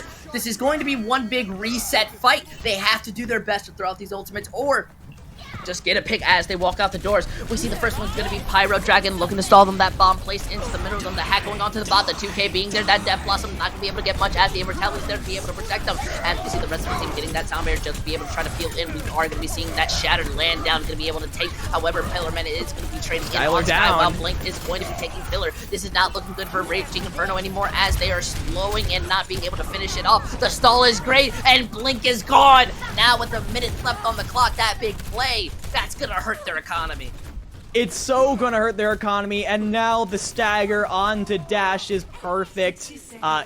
That takes a lot more time off the clock here as you have to wait for Dash to come up. And with how much time it's going to take Solar Flare to get back here, this is probably last fight here for Raging Inferno. Their GitGud vibes, the GitGud championship hangs in the balance right now. They have that EMP from Pulse, that key ultimate that's gotten them through so many trials and tribulations in this fight. Can it get them through one more and extend their GitGud lives by one more map?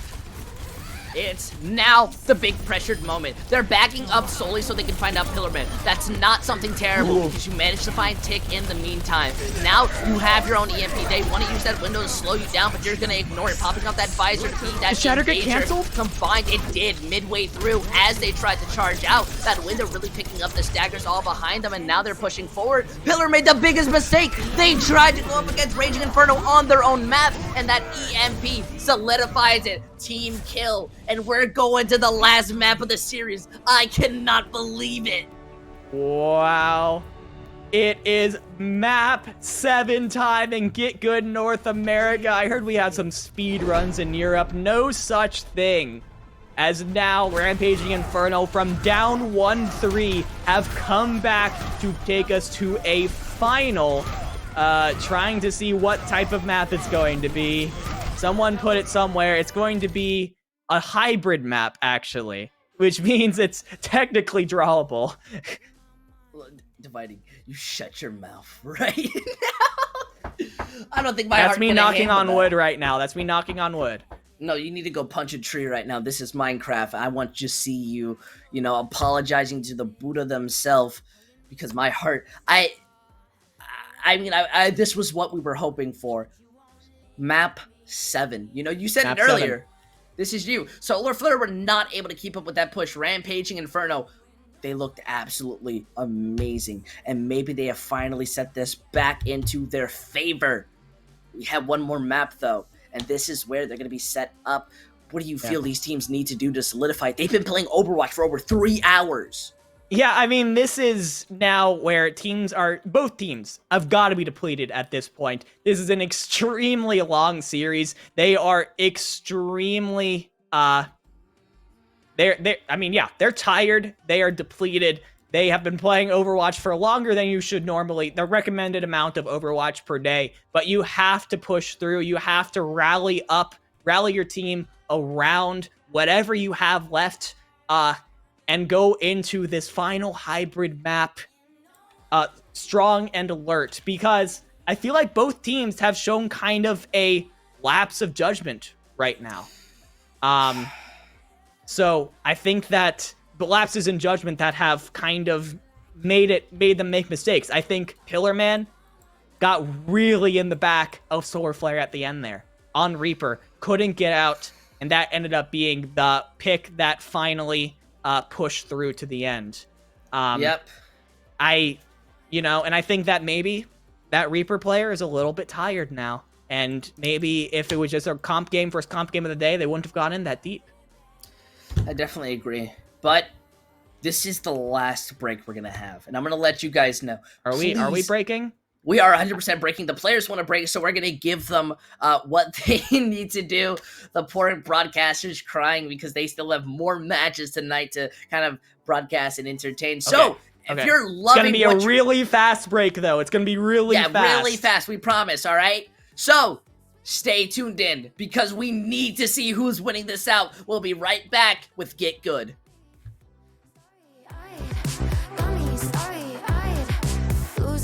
Focus, I can't even control it. You know your lips are golden, baby, get me high.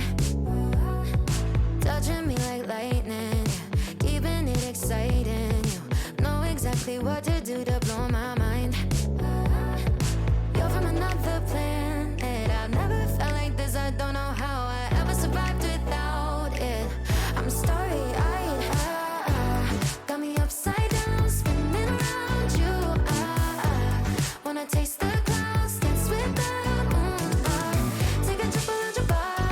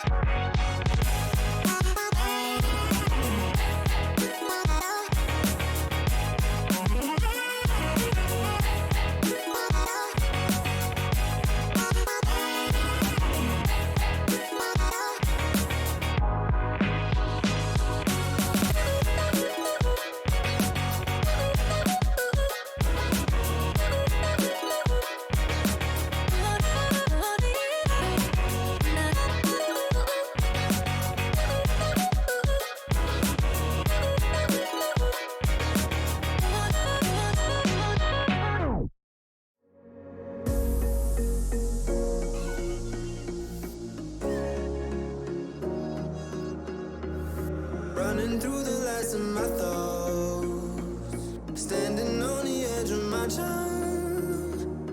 Everything I know will be gone in a minute, and that's alright. Running through the last of my thoughts, standing on the edge of my time. Everything I know will be gone in a minute, and that's alright. Alright, 'cause I'm free, freer than I've ever been before. Yeah, baby, I'm freer than I've ever been before. Alright, 'cause I'm free, freer than I've ever been before. Yeah, baby, I'm freer than I've ever been before.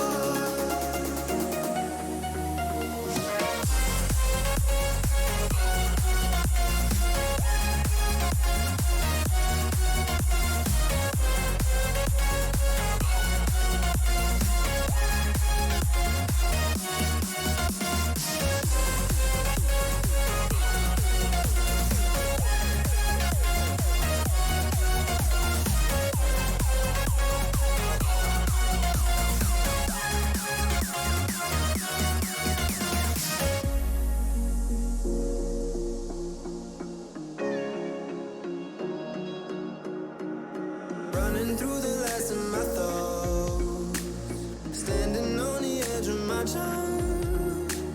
Everything I know will be gone in a minute, and that's alright. Running through the last of my thoughts, standing on the edge of my time. Everything I know will be gone in a minute, and that's alright. Alright, 'cause I'm freer than I've ever been before. Yeah, baby, I'm freer than I've ever been before. Alright, 'cause I'm freer than I've ever been before. Bring us back in. Hi everybody! Dividing like my father is gonna be right back as we just see him take a quick break. The players just immediately went in. They were not giving us any time just to kind of breathe or take a second. And we are going over to Blizzard World. So it's about to be insane. Look at this. This is so funny. This guy's walking back into the room. He's gonna be like, oh, we're in a map? Hey, welcome back, Dividing. Hey, we started. Hey, you just came back. Ready for battle. No, it's... Yep, absolutely funny, I gotta say. Perfect timing either way, because they just now picked their composition. In Blizzard World, we didn't get to talk about it beforehand, but let's take a second. Very weird map.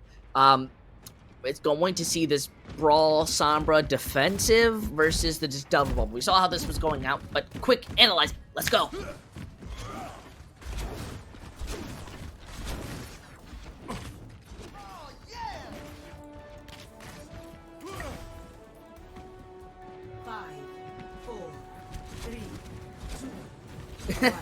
Soldier from Blank, which is a little bit out there. It's a little bit more of the mid to long range, which is good for them when they're playing from this high ground. So Solar Flare is going to be looking to try and contest them on the high ground right now, get themselves to across and contest them here. But the early dive from Pyro Dragon is rebuffed. What an absolute beautiful boop coming in from the D.Va, being able to knock Pyro Dragon off. However, they have decided to make that rotation. They want to be all the way back, look and be proactive. Already doing some good damage onto the side of Solar Flare as they're not being able to do much. Even that bubble gets immediately broken. Jane also gets their body entirely clipped. Though this hat gets broken, it's going to be taking a second. It's a slow brawl. Solar Flare are so scared to be moving in. They're getting hit with so much damage. It is very unfortunate. Though with this nano, that sets them up for Glory. The D.Va there being able to peel while the rest of the team is going for that flank. However, they are not really finding much until Timcon is the first one truly gone. Immortality only there to try to protect Skylar for a little bit, but eventually the rest of the team is going to collapse. They're just not able to deal with that pressure from Solar Flare. And, well, this first tick is going to turn into a full capture. Yeah, Solar Flare, it really just comes down to when they're able to get a successful engagement, and seconds tries the charm for them, so 5 minutes on the clock as they open up the payload. Very good first attack from them. Rampaging Inferno, though, they are looking pretty strong ult-wise. Hybrid's gonna have the Shadow, and you're also gonna have the Amp Matrix and the Tactical Visor available. Yep, now with this shot, we kind of canceled, not really. Solar Flare aren't gonna really be able to stop that, even though the Reinhardt midway wasn't able to fully drop it. Either way, Rampaging Inferno, they immediately want to stop that push, build up that EMP, and set themselves up. Yeah, set themselves up here for a very, this is a pretty strong choke point that you have here, even though Solar Flare are right outside of spawn. You have a lot of high ground to potentially work with some natural cover with that wall, and you have that EMP from Pulse that comes out and gets 3. Look at that, absolutely beautiful. Solar Flare not able to do anything against it as that bomb finishes them off. No longer will Solar Flare be able to walk out of spawn, I dare say. They'll be able to walk out of spawn in about 10 or so seconds, because now they have all 6 ultimates available. Just gotta wait for Barkley to get that rally up, and that will be up momentarily. So, without the EMP bomb combo available, this is Solar Flare's point to lose. They're already moving out, looking to do something with this Primal. However, it's going to be up to Blink to make up for losing out their Sombra and Reinhardt. They're putting that pressure onto Pyro, but immediately escaping. There's not much that they leave into their pocket, unfortunately enough. Rampaging Inferno are struggling to just keep themselves alive, moving out, and then immediately being punished as the rest of the team not really going to be able to do much. Eventually, well, that bubble shoots to protect themselves, and that Baby Diva is going back to the spawn room.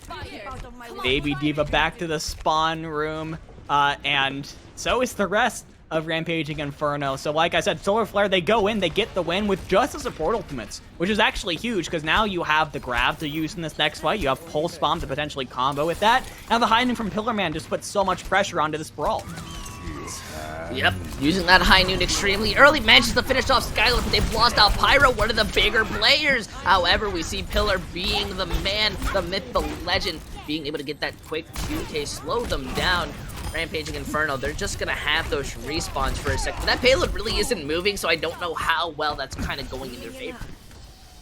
Yeah, I mean, yeah, it could have been, you could have had someone on the cart the whole time, and then you would have basically had point B at this point. But now you have to win one more fight against Rampaging Inferno with the Shatter. It doesn't get a ton, but Tiki Totem does go down.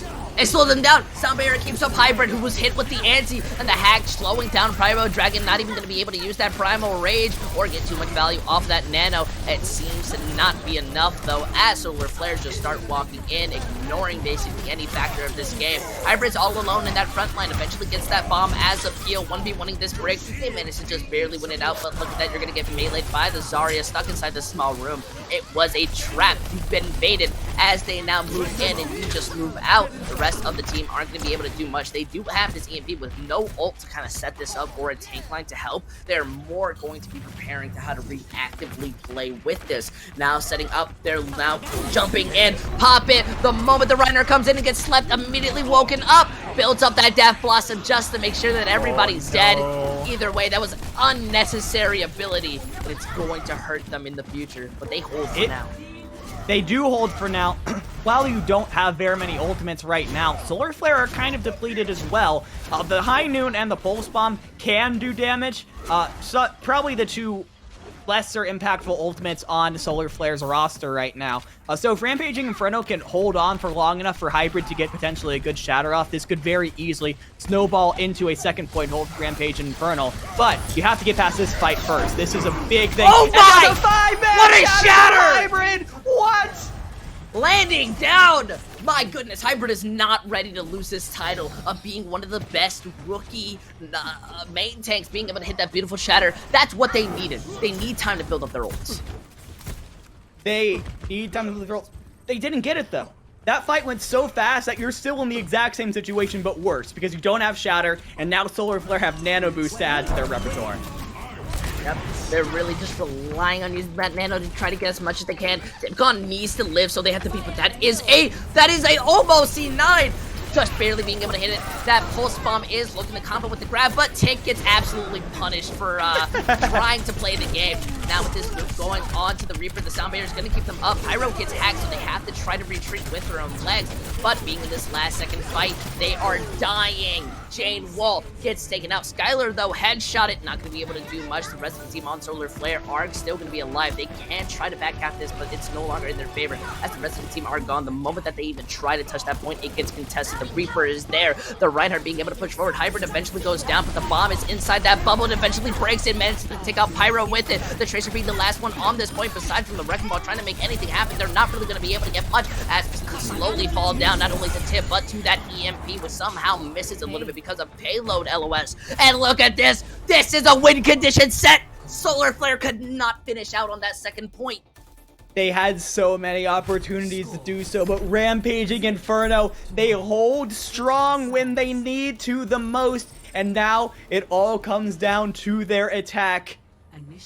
This is it, Intel. We've been here for over 3 hours watching these two teams trade blows, and it's going to come down to this final attack from Rampaging Inferno. If they can get it to just short of that second point, 1.110 meters, Rampaging Inferno will be our GitGud Season 8 Rookie Division Champions. And Solar Flare, if they can hold them, it's going to go to them. This is no longer drawable. This is ending right here and right now. Oh my goodness, I just need a breath. I'm about to start hyperventilating. That was such the tension is so high right now. It is so high. One mistake causes everything in this game, as we saw. And look at this, Rampaging Inferno. They have perfected the way that they want to play this comp. Solar Flare have been struggling to adapt against it, and they're not being able to kind of bring it back. Now going up against Brawl v Brawl. I've never seen a Brawl be able to full hold against another Brawl. Yeah, it's gonna be tough here, as actually both teams using a Tracer right now, showing, never mind, blank, whatever. We see Rampaging Inferno going with the exact same thing they've been running all game. This is it. This is Rampaging Inferno's best comp, their most preferred comp, and this is what they're hoping is going to take them to a GitGud victory. They're setting themselves up, rotating around that shrine, however, immediately being noticed. This is where the true fight begins. The moment that somebody gets hacked, Pulse is going to be looking to call out and force them to go. Though Pyro Dragon getting hit with an insane amount of damage does get that healing to be able to kind of keep up for a little bit longer. Our Hybrid's coming closer to that Shadow percentage. They're tying up, does get that stun for a tiny bit, and Immortality now officially broken. Skylar's being pressured out so much by the Tracer. However, Pyro Dragon is dangerously low. They're struggling, and eventually Pulse Blink, they're going to be the ones that found out early in this fight. The rest of Rampaging Inferno are not going to be able to do anything. Good start for Solar Flare. Pillar Man, I'm sure, is playing back with his head on a swivel at all times. The second that Pulse uncloaks, the supports are screaming at him. Come back here, use your flashbang, get rid of the Sombra Force. It works out well for them the first time. As you look at the DPS ults for Solar Flare compared to Rampaging Inferno, there is a clear advantage here for Dicky Totem and Pillar Man compared to Blink and Pulse. Just shows that, at least for the first fight, they were more effective. I definitely agree. We see them already moving out as Tip wants to build up that pulse bomb. The windows, they're kind of countered out by own Skylers, and they immediately move forward, wanting to take out Pyro, but being so low and kind of shattered. It's kind of mixed feelings. Unfortunately, though, it seems Hybrid's going to be taken out. They have to use that sound barrier just to keep themselves up from a possible comeback. Rampaging Inferno, they really had to use those two ults. Unfortunately, though, gets counterplayed. Hybrid was way too low when he went for that shatter. He gets a couple, but doesn't have enough health to be able to follow up on it effectively. And now, Rampaging Inferno with 2 minutes left on the clock. Probably two good fights to try and take point A. You're now coming up on those combos. The EMP from Pulse will probably be up this fight. That's what you need. That is... You can combo Blossom with that, you can combo Bomb with that. Either one has had massive success for this team. We're already seeing them get prepared. They walk out, and no, Tick gets picked out first. They still have the Shatter to try to save this. They really tried to style in Grand Finals. You get punished for that. You don't live, especially after that Blossom game. No, absolutely not. I feel like there might have been a little bit of an overcommitment there from Rampaging Inferno, but I can't fault them for it. The tensions, the nerves are so high right now. You have to dump everything that you can into this point to make sure that you get it. And now with 4 minutes on the clock, it all comes down to this intel. Can Rampaging Inferno bring this over the finish line? Solar Flare, they have to hold now for 4 minutes. Jane Wall with the bomb, Pillarman and Froji Fizzy also very close to their ultimate for Solar Flare. Rampaging Inferno working with the Diva Bomb and the Ant Matrix right now. Yeah, they're trying to force Solar Flare down. That stun does go in, but with the windows kind of peeling in, it's still somewhat of an even fight until Pillarman's able to set up for the high noon. Gets pushed back, manages to still fight too, but the shatter unevens this fight absolutely immediately. Combined with that bomb, they set themselves up to immediately regroup any of those DPSs on the point, especially that Tracer and Baby Diva. Well, they're really not going to be able to contest that point very well. Hybrid, where was this guy in the last 6 maps? He has come alive on Blizzard World, carrying his team through so many fights right now, absolutely willing Rampaging Inferno to a potential victory here. One more good fight win could be it, but their ult bank is depleted. Solar Flare going to be working with Pulse Bomb and Diva Bomb. They throw that bomb out as you speak. Unfortunately, it really only focuses down that mech. You really wish you had someone else, but on the bright side, you at least let that Diva go back to the spawner room so they can reset much faster. Rampaging Inferno isn't going to have much on top of this high ground. Rather, they're staying into this fight to build up that ultimate charge. However, that Pulse Bomb, absolutely beautiful, finishes off too. Gets the third, stops this. I mean, Solar Flare were winning the fight anyways, but that is the kind of play that really sucks the life out of a comms room. Rampaging Inferno now, they have to try and get back into this mentally because they have 2 minutes to take this home. Rampaging Inferno, they're gonna have the EMP from Pulse this time around, but not really anything else. Skylar and Tibcon are kind of close to their ultimates, but you're playing into the Shadow from Pyro Dragon and also the Beat from Charles Barkley. That's gonna be big. EMP versus Beat. They're already pushing out. We're seeing Rampaging Inferno. They use the EMP combined with the Sound Barrier. They are now moving in, taking up Pyro Dragon, looking for this Baptiste who is staying onto the high ground, being able to live for much longer than we truly expected. Though Skylar being traded out, and now they have to push that payload. It seems that they are struggling to finish through all these pokes. The adrenaline is popping out, and they are not being able to do much against it. That was a massive EMP, and yet they weren't able to finish all the targets. Now with the majority low and Hybrid gets hit with that Pulse Bomb, you can't even get value off of that hack. Now the rest of Rampaging Inferno have to reset.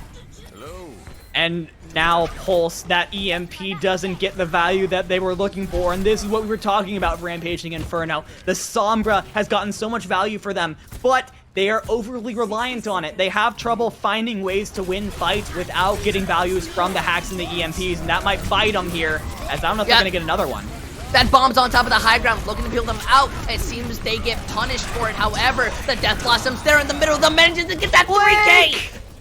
Absolutely beautiful. This is now a respawn fight. Can they get back fast enough or stall it to be able to get this? Pulse is coming close to the EMP while Hybrid still has that shatter. We see them now moving in. They're looking to find out anybody who is trying to peek in, and it's that Tracer immediately found off. We see that Doomfist come in, wanting to make a difference. The shatters build, pops down onto the Wrecking Ball. No Immortality is going to be able to save you. Now the rest of the team are collapsing underneath this ball. Can't even spin to win. It's not in their favor. The hack hits that Diva. They no longer have it, and the rest of their team falls down. Ladies and gentlemen, while this Tracer tries to touch, it is no longer helping them as the EMP finishes and Rampaging Inferno, they take the win 4-3.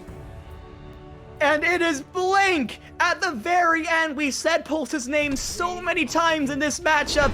Blink, I've barely said their name at all, but they come up clutch without the EMP to get a massive 3-man Death Blossom to give Rampaging Inferno that final edge that they needed. A couple hours ago, they were down 3-1. We were thinking about how fast Solar Flare were going to be able to finish this, but instead it is Rampaging Inferno that bring it back across 3 maps and 7 maps total. This has been an insane series, and it has ended with Rampaging Inferno.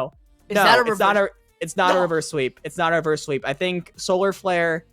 What was the exact? Solar Flare won map 1, so it's not a. Solar Flare won map 1. Rampaging Inferno won map 2, so it's not a reverse sweep. Oh, I just can't believe that is how we end this series. Look at that. On the score, they were so close to finishing this out, but that Busan map, the mental reset, allowed them to be able to bring this back. And look at this, folks. Rampaging Inferno, they are your rookie NA division champions. They absolutely deserve it. They played their heart out. Yeah, they absolutely did. Now, I could talk about this. I could talk about this series for hours, probably, but we can't do that. We've got to get things moving really quick because we've got another grand finals match coming up right after this. We're already 20 minutes late, so real quick, Intel, 20? What is your player of the match here? Let's get that out of the way, and then we can sign out. Absolutely, my player of the match is going to be Hybrid. That main tank led them to so many fights. Yes, that EMP was so valuable and Pulse was absolutely great, but I think Hybrid absolutely led their team to the victory. Yeah, Hybrid popped off in that last map, but when I'm taking into account the entire series as a whole, I do have to give it the Pulse. Rampaging Inferno depended so much on their Sombra to open up opportunities and make plays for them, and Pulse was consistently able to do that throughout the entire series. Without such a good Sombra player, there's no way Rampaging Inferno come even close to winning this one. Yep, however, this is it! We have basically finished everything when it comes to this match, but there is still more. I know, right? It's absolutely surprising. I feel bad for our producers because we're done with this match.